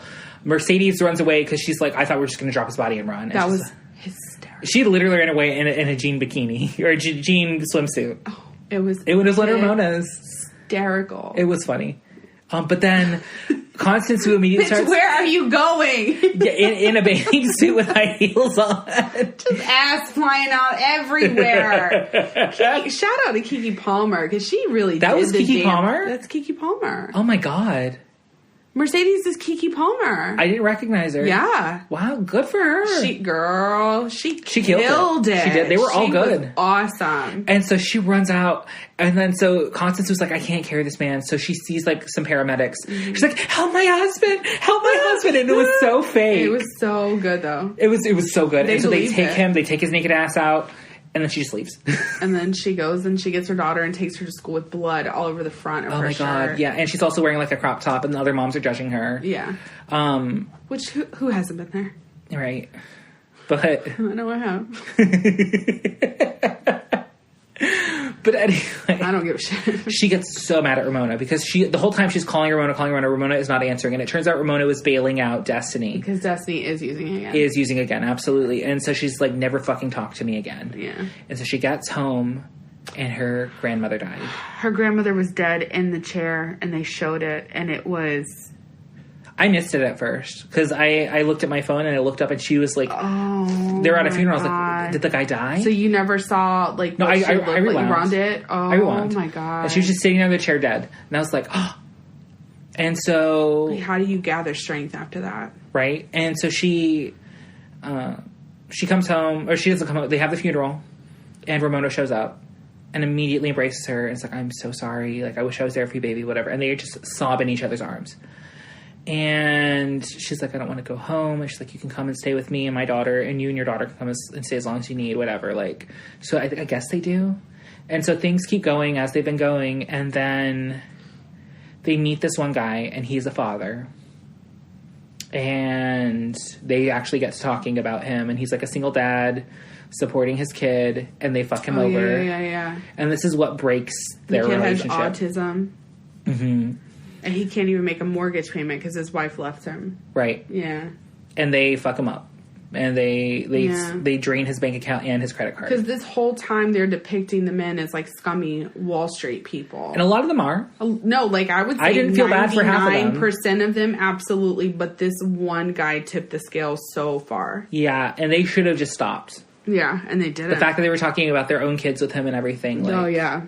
I was like, this is not the one, guys, and they still did it. They still did it, and so she felt really guilty about it. But they maxed out his card. And they drained his bank account. And he was like calling them, begging, just please give me enough money to pay my mortgage. I can't afford to not pay my mortgage. Yeah. And like her and Ramona getting like a big fight over it, and Ramona, like a real fight, like an actual physical fight. And Ramona like slaps the shit out of her and gets her on the ground and is like, give me the fucking phone. Yeah. Give me the fucking phone. And that's what breaks their relationship. Like they stop talking after that. Yeah. And then it cuts back to like her interviewing. You're also jump cutting back and forth between like scenes that are happening, her being interviewed by the reporter, her showing her feelings about Ramona and trying to be careful about the way that she like you're jumping all over the place in this movie. You're jumping forward a few years back, like it's just really well done. But you can also tell like she still cares about Ramona. Yeah. And so that's why she's like, well, I'm not going to say that, or I'm not going to go this far to imply this, or whatever. Like, she was protecting all of them. She just wanted to share the story. Yeah. And so it turns out, or she finds out that Elizabeth, who's interviewing her, had already talked to Ramona. She's like, well, what did she say about me? Yeah. And she told her the truth. Nothing bad about her, just that her parents are immigrants. Yeah. And she was raised by her mother, or her grandmother, because her mother abandoned her. And her dad. And so, like, she's trying to justify or explain why they did what they did and how that, like, why they... Not that she was a bad person or anything. Right. So Ramona was pretty much protecting her in the way that she was protecting Ramona. Yeah. And she kind of gets mad at her about that, and it ends the interview. And she's like, I don't want to talk to you anymore. And I guess she thinks about it some, and then she calls her, like, in the middle of the night and continues talking to her. And just tells the rest of the story of what happened. I don't really think there's anything else apart. Just how they were arrested. Well, how they were arrested, right. So... And her taking the plea deal. Yeah. So Dawn snitched, because she got caught first. Yeah. And she told them what was up, and so they did, like, a sting operation, and Dawn actually drugged the guy. She was trying to get one of them to drug him to implicate them, but they're like, oh, no, something's going on, you do it. You're the one who got him. Well, really, Constance saw this. J-Lo was fully trusting, but... Yeah. Regardless, Dawn snitched on them, and so it shows them all get arrested. And so, like, Mercedes is leaving, like, visiting her fiancé in jail. She walks out and the cops are there. Annabelle is sitting on her couch holding her cat, and then she gets a text that just says run from Destiny. So she tries to run. Oh, dumb bitch. As they're breaking into her apartment, that's what she chooses to And then she throws up. Which, by the way, Annabelle throws up the entire movie. And then it shows... My favorite. Ramona gets arrested first, actually. The second. Because she goes to her ATM, she turns around and the cops are all around her. Mm-hmm. And she drops the money flies away. And then Constance just comes out of her grandmother's house with her arms up, and they arrest her. And so they talk to her, tell her everything, and they offer a plea deal. Mm-hmm. And Destiny's the only one who took the plea deal because of her daughter. She was thinking about her daughter. Because it would mean no jail time. Yeah. And I think she just had She had 5 years of... Probation. And so... Like, they leave the police station. It's her and Ramona. Shocked. They both leave the police station, and they're talking. And Ramona's like, no, you need to lawyer up. We got to do this. We got to do that. And she paused. She said, I took the plea deal. Yeah. She's like, what the fuck? Why did you take a plea deal? She's mad at first. She said, I did it for my daughter. Yeah. And this is the part where I almost cried. Oh, I cried. Motherhood is mental. She said motherhood is mental. She totally understood. Yeah. She hugged her. And then they just separated. Yeah. And so, like, they weren't on awful terms. I mean, because she can't blame her. You're doing what you have to do for your child. She said it's a mental illness she understands, essentially. It is. If you have kids, you know. And it was just really beautiful and really sad. Because, like, like, they can't be friends after this, potentially. And then she said, well, what else did she say about me? After she tells her all this, she asked, what else did she say about me? And so it cuts to her interview with Ramona. And Ramona's saying, like, yeah, I live in this place now and it's not very good. And I saw, like, somebody go in my apartment or whatever. And I keep all my valuable things on me. So she's showing her all her valuable things. And she has, like, her grandmother's ring and a picture of her as a child. And then she has a picture of Destiny. As a child. And she talks about how important Destiny is to her. And that's where I cried. Yeah. Oh, my God, I'm getting emotional thinking about it. Because it's just really beautiful. And it just shows how much, at least in the movie, she cared about her. And how much she means to her. And she pretty much ends with Elizabeth telling Destiny, like, you should call her. Like, you guys should fix this. And then the movie ends. Yep. And it cuts to them, like, dancing. And it was just really good. But it was really beautiful. Like, it was so good. Like, yeah, they did something terrible, but at the same time, they were just taking advantage of an awful situation. That's what the movie is supposed to be about. Yeah. Yeah. Yeah. So strippers being mad that the movie, stripping now has a bad reputation because of this is like, but does it? I feel like it doesn't, because most places aren't doing that. It really humanized them. It really showed they were just doing what they had to do. And then it ended up humanizing some of the victims. Yes. So that was important too. It was just, it's a bad situation. My favorite part, are you ready? What? There was no love story. Oh. That was, yes, there was. Not enough. It was not a main part of the story. She was like way taller than him too. Don't try and tell me that there was a love story. There was not one. I feel like I feel like I've seen her before. Who? The one who had the boyfriend who was upset, and every time you drop her off at work. Oh yeah, I felt like that too, but I didn't know. I need to look up the cast because I feel like she's like a YouTuber or something. Maybe. I feel like it, or like a Vine person. Maybe. But anyway, I thought it was an amazing movie. I really loved it. So, I'm probably going to watch it again. Yeah. So I, of course, wanted to know the real story. You ready? Is it going to upset me? No, I did. Well, maybe. I don't know. You get more. It's fine. It's fine. Let's go. So Jessica Preston is the one who originally wrote the article. I believe it was the New York Times, and she won several awards because of it. Rosie is actually Destiny. Her name is Rosie. Oh. She is Asian. Uh-huh. She started out as a waitress, and the owner of Scores, the strip club, came in to eat all the time at night at the diner, and he was like, "You're really beautiful, you need to strip." And so her first night, she was like, "Okay, I'll try it." Her first night, she made $3,000. Holy shit. $3,000.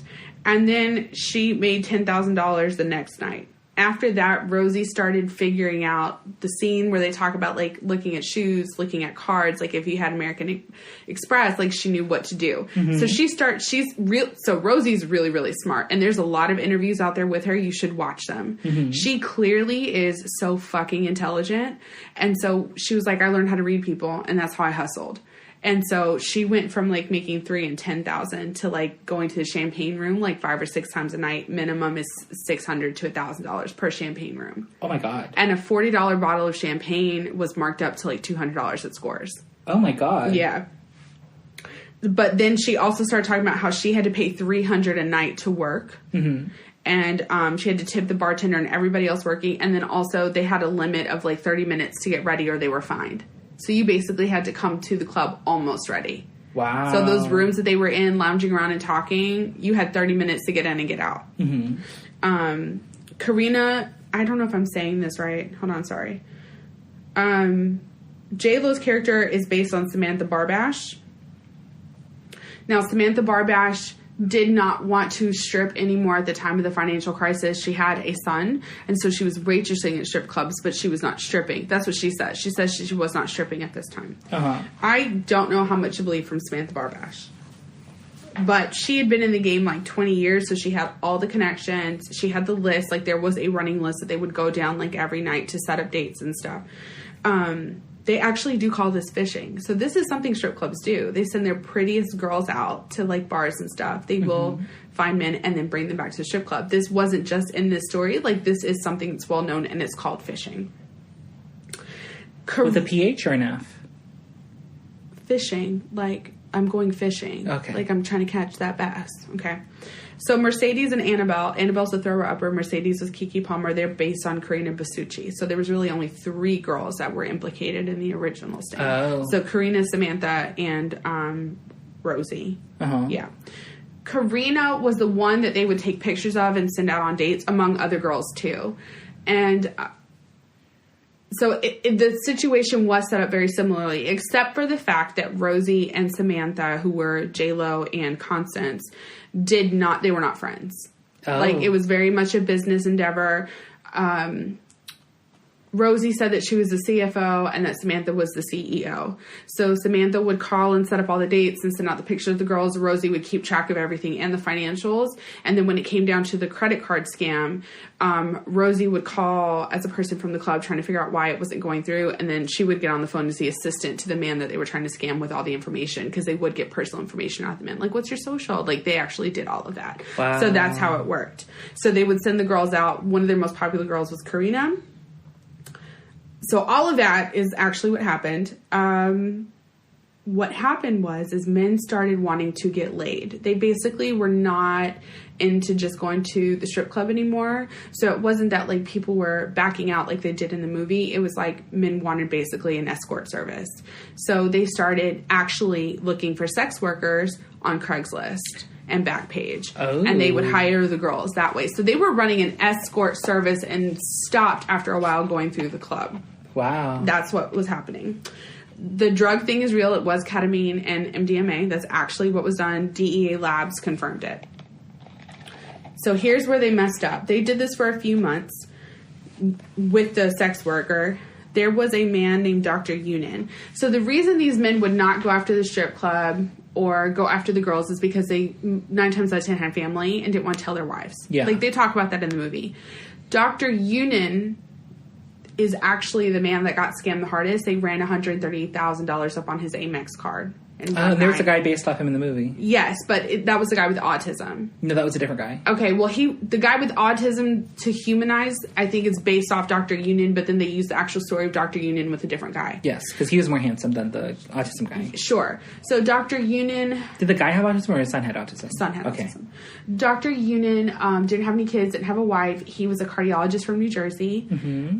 They don't talk about how he knew Samantha and how he got set up with Karina, but he did think that he was, like, dating a girl. Like, he claims that he thought he was in a relationship. So on their first night, she drugged his wine and they woke up in a hotel room and he didn't think anything of it. He just thought he was a lightweight. The second night it happened again. On the third night, they went to a concert. You can't have alcohol at the concert. And Karina was like, that was the worst night of my life. I hate pretending. Like, if there's not alcohol involved, it's really hard for me. They interviewed Karina too. And he wakes up the third time and he's starting to put together that every time he has a date with Karina, Amex is like, hey, did you approve this charge? And Karina is always like, oh, I'm so sorry. Like, you could just keep giving them your card. And at the third time it happened, when he knew he didn't have that much to drink, he was like, something's going on. And then he confronted Karina and he was like, you scammed me. You took my money. You're a thief. And so Amex did an investigation where they saw that it wasn't his signature, and they said, oh, we're not paying Scores, which was the strip club. And so Scores went after Dr. Yunin. Like, that was where they fucked up. Like, Scores was like, oh, you're going to pay your bill because you were here. And he was like, I've never been to Scores. I don't go to strip clubs, but there's video of him going into Scores. Okay. Sorry, I didn't know if you needed to read that. There's video of him going into Scores and all this stuff. So they start to sue Dr. Yunin. Dr. Yunin turns around and sues Scores for defamation of character because he said that he is essentially, like, belittled and talked down to and disrespected that make him look bad to pressure him into pain.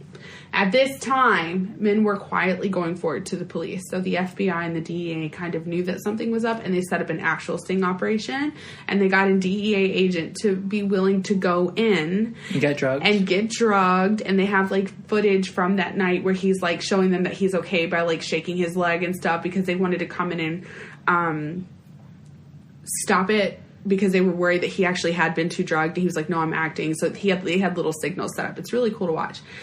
But the girls thought something suspicious was up because they only gave him cocaine. They didn't give him the mixture, and he instantly was, like, passed out. Like, it was terrible. So they sent in security agents because the girls never took the credit card, which is what they wanted. They wanted the girls to take the credit card and go. But they didn't because they were like, this is weird. Like, why is he so passed out? It was just cocaine. Like, everybody does cocaine. Like, you know, what the fuck's happening?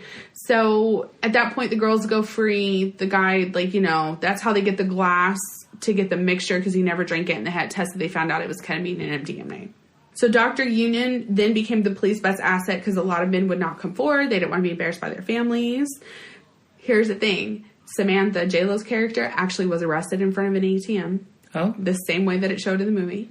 Constance Wu's character, Rosie, was arrested at home in front of her daughter. Mm. Yeah. And then, like I said, Mercedes and Annabelle were a mixture of Karina. Karina was arrested at her job. Here's where, to me, things get different. Rosie and Samantha claimed that the other person was the ringleader, and that the other person was responsible for the most of it. So they instantly turned on each other. Rosie was the first one to take a plea deal, though. And then when they came forward and told Samantha, how much evidence they had, that's when she took a plea deal. And then all the other girls, I kept thinking, well, why did they get more time? They were the ones actually drugging the men. They were the ones actually sex doing working. Yeah. So that's why she ended up getting weekends at Rikers Island. So Rosie's story is real. She was abandoned by both parents with her grandmother. And the director, I'm not going to say her name, Lorena Scafuri. I don't know her name, but she directed Nick and Nora's Infinite Playlist. She's really good. She's beautiful, too. She wanted to tell the story from the dancer's perspective, so they spent a lot of money to shoot in New York at an actual strip club. Oh. Because she was like, no, I want this to be as authentic as possible. They had strippers as consultants for the girls to see what it was like when you're walking through the club and men are touching you and stuff. So that was really cool. Here's the thing about Samantha, which was J-Lo's character. Constance's counterpart, her character, actually consulted on her character, and she got a little bit of money and she signed her life rights away in order to do that. Samantha felt like they didn't give her enough money and she refused to do it. Therefore, she had no hand in her character. Oh. So Lorraine was like, great, well, this is how I envision it. Then since I can't have her actually in here telling me what's up, I can't use her likeness, we could get sued. J-Lo, this is the route that we're going. And J-Lo said, great, I love it, let's run with it. After the movie came out, there was an interview with an Australian news story where they were like, how'd you feel about being portrayed? And she was like, well, they didn't even ask me. And the guy was like, but they said here that they did contact you and offered you money. She's like, yeah, but it wasn't enough money, so they didn't really ask me. Something's weird about Samantha. Rosie seems intelligent, together, apologetic for what she did, explains the story, owns up to what she did and how she did it. She kind of has a few light moments. But Samantha's like, no, they portrayed me all wrong. I would never cook drugs with my son in the house. And that's what Jennifer Lopez was doing. And I was like, why are you focused on that? Because you actually did it. Yeah. Because that's the word. You sound like an asshole. J-Lo made you look amazing. Yeah. So, shut up. I don't know. It was weird. You should watch videos. I have that in my notes. I was tell Mari to watch videos about Samantha because I think you're going to find her icky.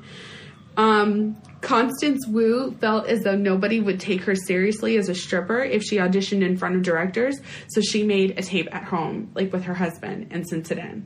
So that they would feel like they were watching kind of a porno. Oh. Because she was in person, you're always going to think of me of suburban Asian wife. Yes, because of Fresh Off the Boat. Right. So, and Usher did not go to this club, but they did have high profile, actors and moguls that did go in there, and they actually would line up just like that to dance for them. Oh, wow. In the scene where they were all lined up like that. She said that would happen if someone high profile came in. And the movie is directed, written, and mostly produced by all women. The actors all talked about how there's usually one or two women on set at a film, but they said this was a whole team of women, and they were happy to be around a team of women and could actually be themselves and not competitive. Work. So that's the real story of Hustlers. All I could think, though, when Usher came in is, somebody's getting herpes. Well, when I saw it, we gonna make love in this club. That's all I could think about when I heard it, his Usher song. Uh-huh. So what'd you think about the real story? It's interesting. I mean, it's much more. It's a little bit darker than the story. Totally, but I like the romanticization of them. I like the romanticization of Samantha's character. Exactly, because I loved her. J-Lo was so good. If they put Samantha as she was in this movie, it would not have done well. Because she's an odd duck, and she looks like a duck because her lips are so bad. Oh, man. And her boobs are terrible. That's a shame. It is a shame. But, I mean, I'd be honored if J-Lo portrayed me. Right. But this actually did happen. It's not something to be romanticized. Sex work is not fun. Strip clubs often are demeaning, even though they should not be. Mm-hmm. So there are obviously romanticized versions of this real story out there. Hustlers is one of them. But we thought the movie overall was really great. Absolutely. I definitely loved it. Yeah. I highly recommend it. The sex work scene was tough for me, though. Oh, yes. That was the hardest for a part. blowjob. I was like, I'm going... And he was cute, too. No, he wasn't. Oh, my he gosh. was a scumbag He was a in scumbag. the champagne room. But it was a bad scene. It was an upsetting scene. It was terrible. You really felt how, Constance Wu was so fucking good in this. Oh my god. I heard, like, she made a big stink because they were going to put J-Lo's name first. She kind of has that reputation, unfortunately, that, like... I mean, I understand fighting for or advocating for yourself. Yeah, but I watched a lot of behind-the-scenes stuff on it, and J-Lo and Constance were on great terms. Well, no, that's good, too, but in terms of when it came to doing the credits, she's like, no, I have to be on this first. Or when she was negotiating, that was, like, one of the stipulations. Like, I have to be first listed. I kind of agree with her, though. I get it. She was the main character. It's about her perspective. Yeah. Yeah, I get it. She should have been first. And they were going to put J-Lo first because she produced it. Yeah. Acted in it. Did you see the thing, though, about Fresh Off the Boat? No. So with Fresh Off the Boat, she was upset that it got renewed for another season. Why? She really didn't explain it, but she went on, like, a Twitter rant. Like, are you kidding me? Oh, my fucking God. Like, really ungrateful. Because Fresh Off the Boat is what made her famous. Yeah. And people were like, whoa. Like, it kind of put a bad taste in my mouth for her, too. I think she wanted to do other projects, and Fresh Off the Boat's production was going to stop her from being able to. But it finally got canceled, so she got what she wanted. Good. But I also just, like... But I wonder what's going on behind the scenes where she feels obligated to come back. To Fresh Off the Boat? Yeah. She's, like, one of the stars. No, I know, but... And she's in a contract. Okay. I'd assume. It doesn't really work like that. Unless she did sign, like, a contract. Yeah, but, like, I've never heard of, like, a 6 or 7 year. Well, no, but I think probably when they renewed last, there's like, okay, we'll do it for up to this many seasons. And so she was just hoping it would be canceled so she can go on and do this other thing. But it didn't get canceled. And so she probably got pressured into it, too. Maybe, but also, like, I wouldn't publicly do that, you know? I don't know. On Twitter. I kind of feel like Constance was a badass so she not take shit from anybody. So I kind of like, what else is going on? Because she doesn't... I just hope she doesn't get blackballed.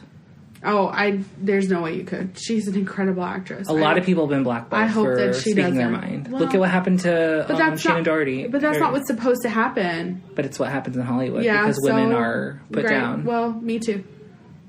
It's fine. Yeah, I don't want it to believe happen. that she'll come back. Let's see what she's working on now. I hope. I really hope. Now, while you look that up, do you want to start us doing Ray of Lights? You do it while I look it up because I can't chew gum and walk at the same time. Really? No. Get on my nerves. Oh my God. So, Ray of Lights this week, we went to an all-you-can-eat Korean restaurant. That's my Ray of Light. It was my Ray of Light, too. It was so much fun. Me, her, and Kim. Me, Jessica, and Kim. Because her. Me. Yeah. Hi. We went to a Korean restaurant, and it's all you can eat, so we literally tried almost everything. We just didn't eat the chicken. We didn't eat the chicken, but I mean, you can get chicken anywhere. But it was so good, except for the human flesh. And you can't see Jessica right now, but if looks could kill, I'd be dead. He ruined it. It was pork belly. It was pork belly. We had pork belly, and it was really, really good if you've never had pork belly. It was a texture thing. I loved it. Kim loved it. And then Mario was like, well, they use, like, this is what they use to make human skin, like in movies. And I almost threw up at because the it's a very similar texture, allegedly. I got very, very, sick at the table. I was so mad at him. I'm so mad at you. It's one of the reasons I don't eat pork like that if I can help it. No, fuck that. It was just a texture thing. Like, I immediately took a bite and I was like, oh my God, I can't finish this. But I finished it. She's doing an animated movie. Called? Wish Dragon. It comes out 2020. Oh, how nice. Yeah. Hopefully it's good. Yeah. What other Ray of Lights do I have? I feel like I had two, but I can't remember the second one now. We had a fun time at Korean. We had a great time at Korean. Although our waiter was kind of obnoxious. I didn't like him. I did. I like a good charismatic waitress. He tried to guilt me into buying alcohol, and I'm not about that life. You did the same thing with Kim. And? I wasn't about that either for her. Have you ever been a server? Yes.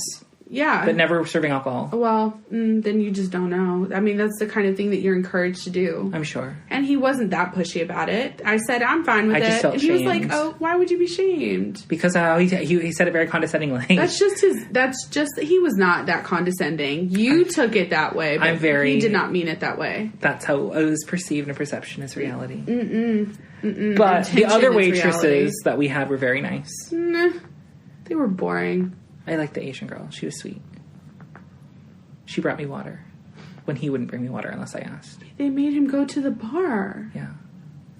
But he literally was pulled off of our table to do another job. Mario hates men. Partially. No, I don't like being pressured into anything. Like, you should have been there. Did I tell you the TGI Friday story? At Kim's birthday? No. Oh. The only other time I went to TGI Fridays was for one of my best friend's birthdays. TGI Fridays here is so gross. It's awful. But we went for my friend Janie. That's my other ray of light. My friend Janie, she... we went there for her birthday, and the guy there would not stop trying to pressure me into getting one of their fucking TGI Friday cards. Like, the thing... And I understand you have to get so many or whatever, or you're required to, but I didn't want it. I said no multiple times, and he would not stop pressuring me. So finally, I made a face, and I was like, I don't want it. Stop. And they're like, Mario, oh my God. Mario. I was like, how many times do I have to fucking say no? If I say no, I don't want to be pressured into anything. I'm not going to be pressured into anything, and it's only going to piss me off more. I was pissed. That's why I'm never going to TGI Fridays again. And then Kim had her birthday, and I was like, fine, I'll go to TGI Fridays for Kim, because it's her birthday, and it was a terrible experience again. It was the worst. Like, our waitress literally took a shit halfway through serving us. It was terrible. It was awful. So... And the food is not good. I don't get it. I don't either. Well, people can smoke there, and I think that's why they like it. You can only smoke on one part of it, though. Yeah, and that's where people go. They go and dance there. I'm not about it. Same. I smoke, and I don't like TGI Friday, so I don't get that. I don't like it either. But anyway, I don't like to be pressured into anything, and he was trying to pressure me into buy alcohol or make me feel... Like, the guy made a comment like, how are you going to let her drink alone? And I said, oh, I'm fine with it, believe me. And then that was the end of it. It was nothing like the TGI Friday situation. Mario just now is super sensitive to that. I guess. I don't know. I just don't He like made that. one comment to Don't make each a comment. of you. It's none of your fucking business. Maybe I'm an alcoholic. Ooh, Mario just got to lead it. It's maybe I'm... How's that an elitist? It's none of your fucking business. Maybe I'm an alcoholic, and I'm trying to stay off of alcohol, and you're trying to pressure me to be alcohol. He did not pressure Mario at all. He made felt a pressured. comment. Don't make a comment about me. Don't comment on my move. I'm going to order what I'm going to order. You can't go to public anymore. Like, I can. That's No, I what can. servers do. No, I've had plenty of servers who don't try to pressure me into buying alcohol. But This is actually the first time in a long time it's ever happened. well, maybe that's why you feel weird about it. Maybe, and I just didn't like it. And then the rest of the time, I didn't. I joked with him. I had no problem. And then, with like, when we wanted, Kim also did not feel pressured. I just want to put that out there. Kim's just go with the flow. Like, I'm not go with the flow At all. No, I'm like, I don't. No way. If you thought Mario was relaxed, you're wrong. Well, no, I will say I am actually usually pretty flexible in social situations. It's just I don't like. I am, girl. Like, I'm not. People are like, where do you want to go? I'm fine with whatever. I'm fine with whatever, and I'll go with it. Like, I try to be. I try to. Okay, location. Sure, you can be flexible. Everything else. Wherever you. I just want to hang out with y'all. I just want to hang out. That's it. But no, I just don't want to be pressured into shit. Like, don't. He honestly was not. And then, like, I was he made like, a comment. It wasn't like, oh, come on, you're such a loser. Like, come on, take a shot. Like, he was not like that at all. But it was just very. And then, like, we're like, well, we want bulgogi and we want squid. He's like, well, we can't because of cross contamination. You have to give this whole little like. Yeah, but it was just very condescendingly done, and I was just like, oh no, I don't. That wow, your perception is way off from. I just felt it. Like, I was just like, he had a vibe. It. He had a vibe. But to me, what I got was like, I've had to explain this so many times tonight, and people have given me such a hard time about it that like this is the next table to do it. And I was like, we're not like that at all. But like, you get defensive when you've been serving for a while. I guess I had no. Kim and I thought he was lovely. I didn't like him. Mario hates men. I did not like him at all. But the experience was a great experience. The food was incredible. I had such a fun time. It was a really good experience. We talked so much shit. We sure did. We sure did, which is what we normally do. And then... And we got so full. Oh my God. We went My stomach hurts so bad. And then we went and got bubble tea. Or we were supposed to get bubble tea, but they didn't have any boba. They had boba. They just shut off the machine. Well, no, you have to... Like, it takes a while to rehydrate it. And so they shut off. It makes sense. We went in the last 45 minutes. They obviously had shut that machine down. It's a bitch to clean. I get it. No, it makes sense. Like, I wasn't mad, so I got a Thai tea and it was fine. I got coconut, whatever, and mango popper things. It was good. Yeah. And then we went and walked around Walmart and felt sick the whole time. We had to walk. I couldn't sit still. Yeah. But anyway, that was my ray of light, and I guess her ray of light too. It was a good time. So much good. We've been dying to go to this restaurant since like they threw the sign up 6 months ago. Yeah, and they just opened like a month ago. Oh, I went to a tequila tasting. Oh, she did. That's a ray of light. That was a lot of fun. It was just me and my sister-in-law, and that was really nice. We haven't done anything like that in a while. Mm-hmm. Like just me and her. It tends to be like me and her and my friends, or me and her friends. Like, but it was nice. It was just me and her. We had a good time. It sounds like a good time. And then we talked on the phone the whole way home because we were so buzzed. Oh, shit. Yeah. See, I get really scared about driving buzzed. Like, I was will. okay. I felt great. Like, I felt like euphoric. I was like, yeah, that was such a great time. No, I'd be like, somebody needs to drive me, or I'm taking an Uber, or I need to call my mom. Which he has done before. I was one time, okay. He's a responsible man. I try. I'm sure we told that story before. I thought I had a second ray of light, but I guess I don't. I feel like Hustlers was a ray of light. It exceeded my expectations, and I went in with pretty high expectations, and then it was completely different than what I thought, and it was so good. Absolutely. And it was dark, and there was no romance. It's everything I want in a movie. Mm-hmm. There was except for there was no tornadoes with sharks in them. Well, you know, I'm sure J-Lo does. Yeah, J-Lo's hair has to stay perfect. She can't have a tornado. J-Lo was fucking She was amazing. so gorgeous. Oh my god. Even if you're not a J-Lo fan, you're going to like her in this movie because she is not J-Lo at all. She is a different person. She busted her. She did the damn thing. There's Oscar buzz for her, so yeah. I hope she gets it. Oh my god, yes. Because it was good. It was very, so very good. I wasn't expecting her to act her ass off like that and show her ass off like that.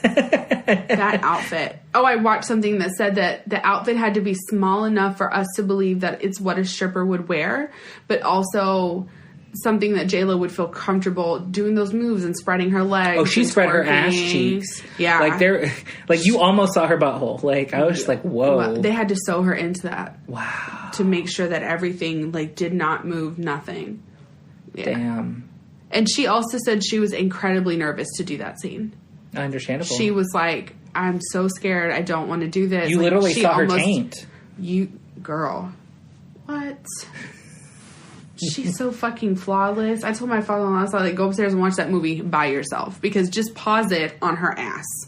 Because her ass is just like... insane. It's not fake. That's not her ass. That is her ass. So what am I doing with my life? My ass has never looked that good. I wish I had an ass. We can start doing squats together. Will that give me an ass? I thought that gives you thighs. It does all of it. Okay, I'm down. Let's do it. It gives you thighs and it gives you butt, and then we can do lunges. Where do you do squats? The gym? At home. We can find like a 30-day squat challenge. Okay. I'm on. I'm down. You have to get up every day and do it. Do I have to do it every day? Can you do it every night? You can do it. I guess you can do it every night. I prefer to work out in the morning. I assume everybody's like that, but that's not the... I don't. Just because I've been having to get up early for work already, so I'd have to get up even earlier. Yeah, let me get up and then at I'd be 4 to sweaty all work out. day. No, you take a... Do you not shower in the morning? No, I shower at night. Oh, I do both. I shower in the morning and at night. Oh, no, I showered before you came over. Wow. Yeah. No, I just shower at night. I'm a stinky girl, though. Like, I can smell. Like, I get... Like, I'm sure my armpits right now smell like onions. Don't like opening up my pores and then going outside. We moisturize. You do a whole skincare routine before you go. But still, like, it just opens you up to sickness, I feel. Maybe that's pores? a wives' tale. Not your but it's pores. just like, you get all wet and you're all open, and then you just go outside and you But get no, sick. who is... I'm sorry, do you have an outdoor shower at your house? You don't dry off? And I do dry up, but you're still open. You feel open. Your skin cells close the second you get out of the steam. I don't know. It doesn't feel open. I have to shower morning and night. And in the summer, sometimes I take multiple showers. Wow. Yeah. This is a clean-ass bitch. You know how you're like, you don't smell when you smoke. And I'm like, I'm clean. I am hygienic. That was the other thing. Hygiene to the read. Wait, what? The read. What about the read? The read is my ray of light. Oh, okay. I feel like I can't stop listening. Did you listen to the flight attendant episode? Mm-hmm. That was great. But my favorite so far, because I'm starting at the beginning and I'm starting at the most recent and working my way back. My favorite so far is We Don't Do Chores. Oh my god. Yeah. That was very recent. Yeah. That was like 4 or 5 episodes ago. Yeah. 2 fingers. Kid Fury is so hilarious. I love him and so much. Afrocentric. He is so funny. And Crystal's laugh is infectious. Like, you can't help but laugh too. Yeah. So my favorite so far, and so when I'm talking to someone about the read, I always go to these 2 episodes. I'm like, you have to hear this. This is why you need to listen. I always go to We Don't Do Chores. I go to that segment and I make them listen to like Kid Fury's response. And my other one is Hyman Great Till They Gotta Be Great. And it's the read about CVS and things being locked up. Oh. And people rolling their eyes, and he's like, well, fine. Just let me lay down and die then. That shit kills me. I identify so much with the anger within Kid Fury. I love him and her, and they're so funny together. Next time they're in Atlanta, we should go to their live. I will. Because I have always wanted to go, but I never had anybody to go with. So we are going to be the lightest people in that room. No, we won't. They usually have a decent amount of white people. If you've not listened to the read, you should listen to the read. Mario's been telling me for at least a year. Yeah. And I am tardy to the party. They're about to have their 7-year anniversary. They are... I follow them on socials now. Like, I'm so into them. Mm-hmm. They're so funny. They're just hilarious. And also, he's, like, writing a bunch of shows with, like, Lena Waithe and for HBO and stuff. So, like, he's got it going on. She was talking about... I didn't realize they made this much money off the podcast. But, like, she's talking about how she has to pay, like, $80,000 in taxes this year. Yeah. And it's like, holy fuck, how much does she make? Like, go Crystal, but holy fuck, that's a lot in taxes. But it's not... She also does stand-up. She has some other things going on, too. Well, she works for Apple. For Apple Music Radio. There you go. But then also this. And I was like, shit. Yeah. Good for her. I love it. They're so funny. And then they have their TV show now, too. Which I haven't watched. I've only watched episode 1 because it was on YouTube. But, like, I just Did you like it? It was okay. It was a little awkward. It's going to be awkward. They're not used to being on screen. Right. They're used to being behind the thing. It'd be like if you and I had a show, we'd be like, welcome. Exactly. All you bitches. Like, it would be so weird and forced, but still trying to be ourselves. And then also, I watched their interview with Missy Elliott. And they talked about, like... they interviewed Missy Elliott in the first episode? Not the first episode. But they interview her in one of the episodes. Because they just put the How interview many episodes up. do they have out? Like 12 or something. Or... No. There's 11 in the season, and they're on, like, episode 9. Oh, okay. But, like, one of the episodes, they interview her for, like, a segment. And they put that interview online. And Crystal is in, like, this costume, and she looks really uncomfortable. And so, like, it kind of made the interview uncomfortable for me. So I was like, I don't know, maybe television isn't for them. I'm happy they got the opportunity. Maybe they'll get, or like, maybe more you need to bring someone around you that's going to listen to you and say, my titties don't feel comfortable. I don't want to wear this. Yeah. Well, she wanted this outfit specifically because it was Missy. It was, like, in honor of Missy. But, like, Missy talked about, like, them campaigning for her to be to win the Video Vanguard Award and whatever. And it was because of partially them. Because she, like I said, she shouted them out at the VMAs when it happened. Oh, I listened to them talk about going in that experience. That was really funny, too. I love them. They're good storytellers. They give good advice. There's nothing they've said that I do not agree with. Disagree with. You have to listen. There's an episode. I don't know if you've gotten here yet. What? But it's about this girl and her boyfriend wants to do anal. And she's not about it. So I've listened to it. So she gets her gay best friend. And maybe I haven't listened to it. And her boyfriend starts fucking him with her in the room, of course. And then she's like, well, you know what? Maybe I want to do it now. And so she does it and she actually likes it. And he's like, well, I'd rather just do it with him. And so, and, like, the best friend's uncomfortable with the situation because he didn't want to do it at first, but she agreed to pay, like, his cable bill for a year or something. Like, it's such a fucking story. Actualized sexual decisions. I am living for it. Well, then, like, Crystal and them drag them. Like, Crystal and Kid Fury are like, just dump him. Just get rid of the friend and the boyfriend because you fucked it up. And it's your fault. It's such a good one. First of all, there is nothing better so far than the We Don't Do Chores roast because it ends up being a read when it was not supposed to be. It was an advice segment. And they talk so much shit about this girl. I had tears. I made Daniel listen to it. I made Damaris listen to it. I made Kim listen to it. I might make my mama listen to it because it is so funny and it's so good. It should just be the trailer for their show. Like, that's all you need. This is what you're going to hear day in and day out. Yeah. And I listen to like 5 episodes a day at work. Holy shit. I cannot. There's nothing else. I have Crime Junkie. I have Armchair Expert. I have My Favorite Murder. I have Office Ladies. And I'm like, no, I just want to listen to Kid Fury and Crystal for the next 6 hours. Like, that's all I want to do. Good. I love them. They're really good. I'm so mad that I waited this long.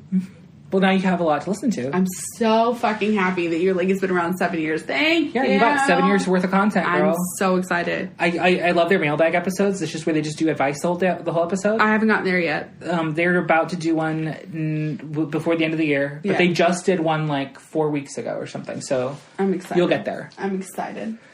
But they're really good. I love them so much. That was my other ray of light. And now I have to go to a kid's birthday party. Woo! I like these people a lot, though. Okay. Yeah, they're really cool. And it's not Is there a bouncy house? No, it's not. They're not like normal parents. They're more just like, hey, come over for cake and ice cream. Oh, okay. I'm down. That's simple. Yeah. Because bouncy houses are obnoxious. I get them for my kids every year on their birthday. Obnoxious. No, I don't care. Kids love them. Yeah, I don't care. But it's just like, that's so much. I don't care. My kids love it. There's one day a year where they get a bouncy house. It should be their birthday. They were born on this day. On the same day? I celebrate their birthdays together. Although this year, they were like, can we have, like, on my birthday, can I have this bouncy house? And on his birthday, I was like, y'all getting one bouncy house. That shit is expensive. Is it? Yeah. How much? I think it's like, the company we used last year was not bad. It was like $175 for like 2 days. Oh. But that's easily like $300. What is that? $50? If you do two. If I did two for what? They have no friends. Like, it's just them. I mean, they have friends, but we don't invite those people over. We don't know them like that. Really? I don't Not know. even his best friend? I feel like this year I would invite his best friend and their family to come. I feel like I would do that because, like, we've gotten to know each other more as the years have gone on, and our sons are obsessed with each other. Aww. They're so cute. They have, like, little high fives and stuff, and they wear the same glasses. It's really cute. That is really cute. Mm-hmm. And Maddie doesn't have friends? Maddie has too many friends, and I'm scared that some of them are blanquitas that I don't want to associate with. Stop. I don't fit in well with that crowd. I wouldn't either. So, I mean, you can play with your friends at school. My trainer and I were talking when she was training me. She's like, oh, I'm going to the steeplechase. And mind you, she's black. And so she's like, I want a steeplechase. You should go. And I was like, I don't really know. She kept going. Isn't that the horse thing? Yeah. Oh. And I was like, I just wouldn't feel comfortable around all those people. At all. And she's like, what? And I guess she missed me touching my palm. No, some people don't know what that means. She's black. She should know. No, but some people don't. And anyway, and I said, it's too white. And she's like, oh, okay, I get it. So I don't feel comfortable around a lot of white people. I don't. It's weird. And it's not even that because I don't like them. It's just that you guys communicate and you're so socially different than what I am that I never feel like I fit in. Well, and then I feel like I'm trying too hard. And I'm just like, I just want to breathe. Yeah, and then I also feel like I have to represent Mexicans. That whole thing. And then, like, they're like, oh, you're not one of them. You're like, well, you're one of the good ones. And I was just like... Should I tell my story about work? Yeah, you told that radio late, didn't you? No, the Trump thing. Oh. I don't know. Okay, so there is a TV in our break room, and it is usually always on the news. I do not know why. It used to be on HGTV all the time. Somebody switched it to the news. So right now, obviously, what's on the news? Impeachment. The impeachment. We never talked about that. Holy shit. Well, 2 articles of impeachment were introduced. They're probably going to get shut down in the House. Yeah. Whoop-de-doo. But this girl is really nice, and I work with her, and I like her a lot. She's very sweet. She sat down next to me, and I feel like I don't put off this vibe. But she sat down next to me and said, God, I wish they would just leave that man alone. They were talking about Trump. I literally did not acknowledge her or her presence, and I turned to speak to the closest brown person next to me. And I feel like I made that clear that way. Please don't talk to me about... If you see me... there's nothing about me that says I voted support Trump. I love having my pussy snatched. Like, there's nothing about me that says that. And I feel like that I may not feel like I look Latina, but I feel like I look like a bitch that does not like Trump. You look Latina. Okay, whatever. I feel like, I don't know. Like, it's unmistakable. Do we want to leave this in the episode? I don't want you getting in trouble or somebody going to HR over this. I guess you can cut it. I felt good to get it off my chest, though. I'm glad. No, because Mario's so red. Am I? Yeah, your cheeks are red. Are you hot? A little. Okay. But no. It's just really... I just don't want you to get fired. You can leave in there what you feel like is appropriate. Somebody made a comment about Trump, how they wish they would leave him alone, and I wish Trump would leave me alone. Yeah. So it made me really mad. Understandable. And disrespectful to all the brown people around me. Absolutely. At work, and my boss is black, so I'm just saying. Yeah. Who's a cool-ass boss. I love her. She's really cool. All right, so I have to go to Kid's birthday party. All right, so... And they're black, too. All right, so before we leave, if you can, go on Apple Podcasts, leave a review. If you can go on Stitcher, Spotify, whatever you want to leave a review on, it helps. It helps, because the more reviews you get, the more they'll promote you on those platforms for more people to listen. Send us an email if you have any comments. If you want to talk about your thoughts on the Hustlers movie and what you thought about it, or anything that we've talked about or haven't talked about and want us to talk about, send us an email at verypassionatepodcast@gmail.com. We're on all the socials. We're on Instagram, Facebook, and Twitter, but I'll be honest with you, like, I don't check Twitter that often. It's so all maybe linked. Go to it's Instagram. all linked in the show notes. So just hit a button, or show the show notes, hit a button, and you can go directly to it. We'll catch you guys next year, hopefully with a little bit of a couple of changes, more professional sounding, and we'll see. I'm Mario. Yeah, more professional sounding. Yeah, sure. Because we're not going to be more professional. I'm Jessica. We'll talk to you next time. Bye.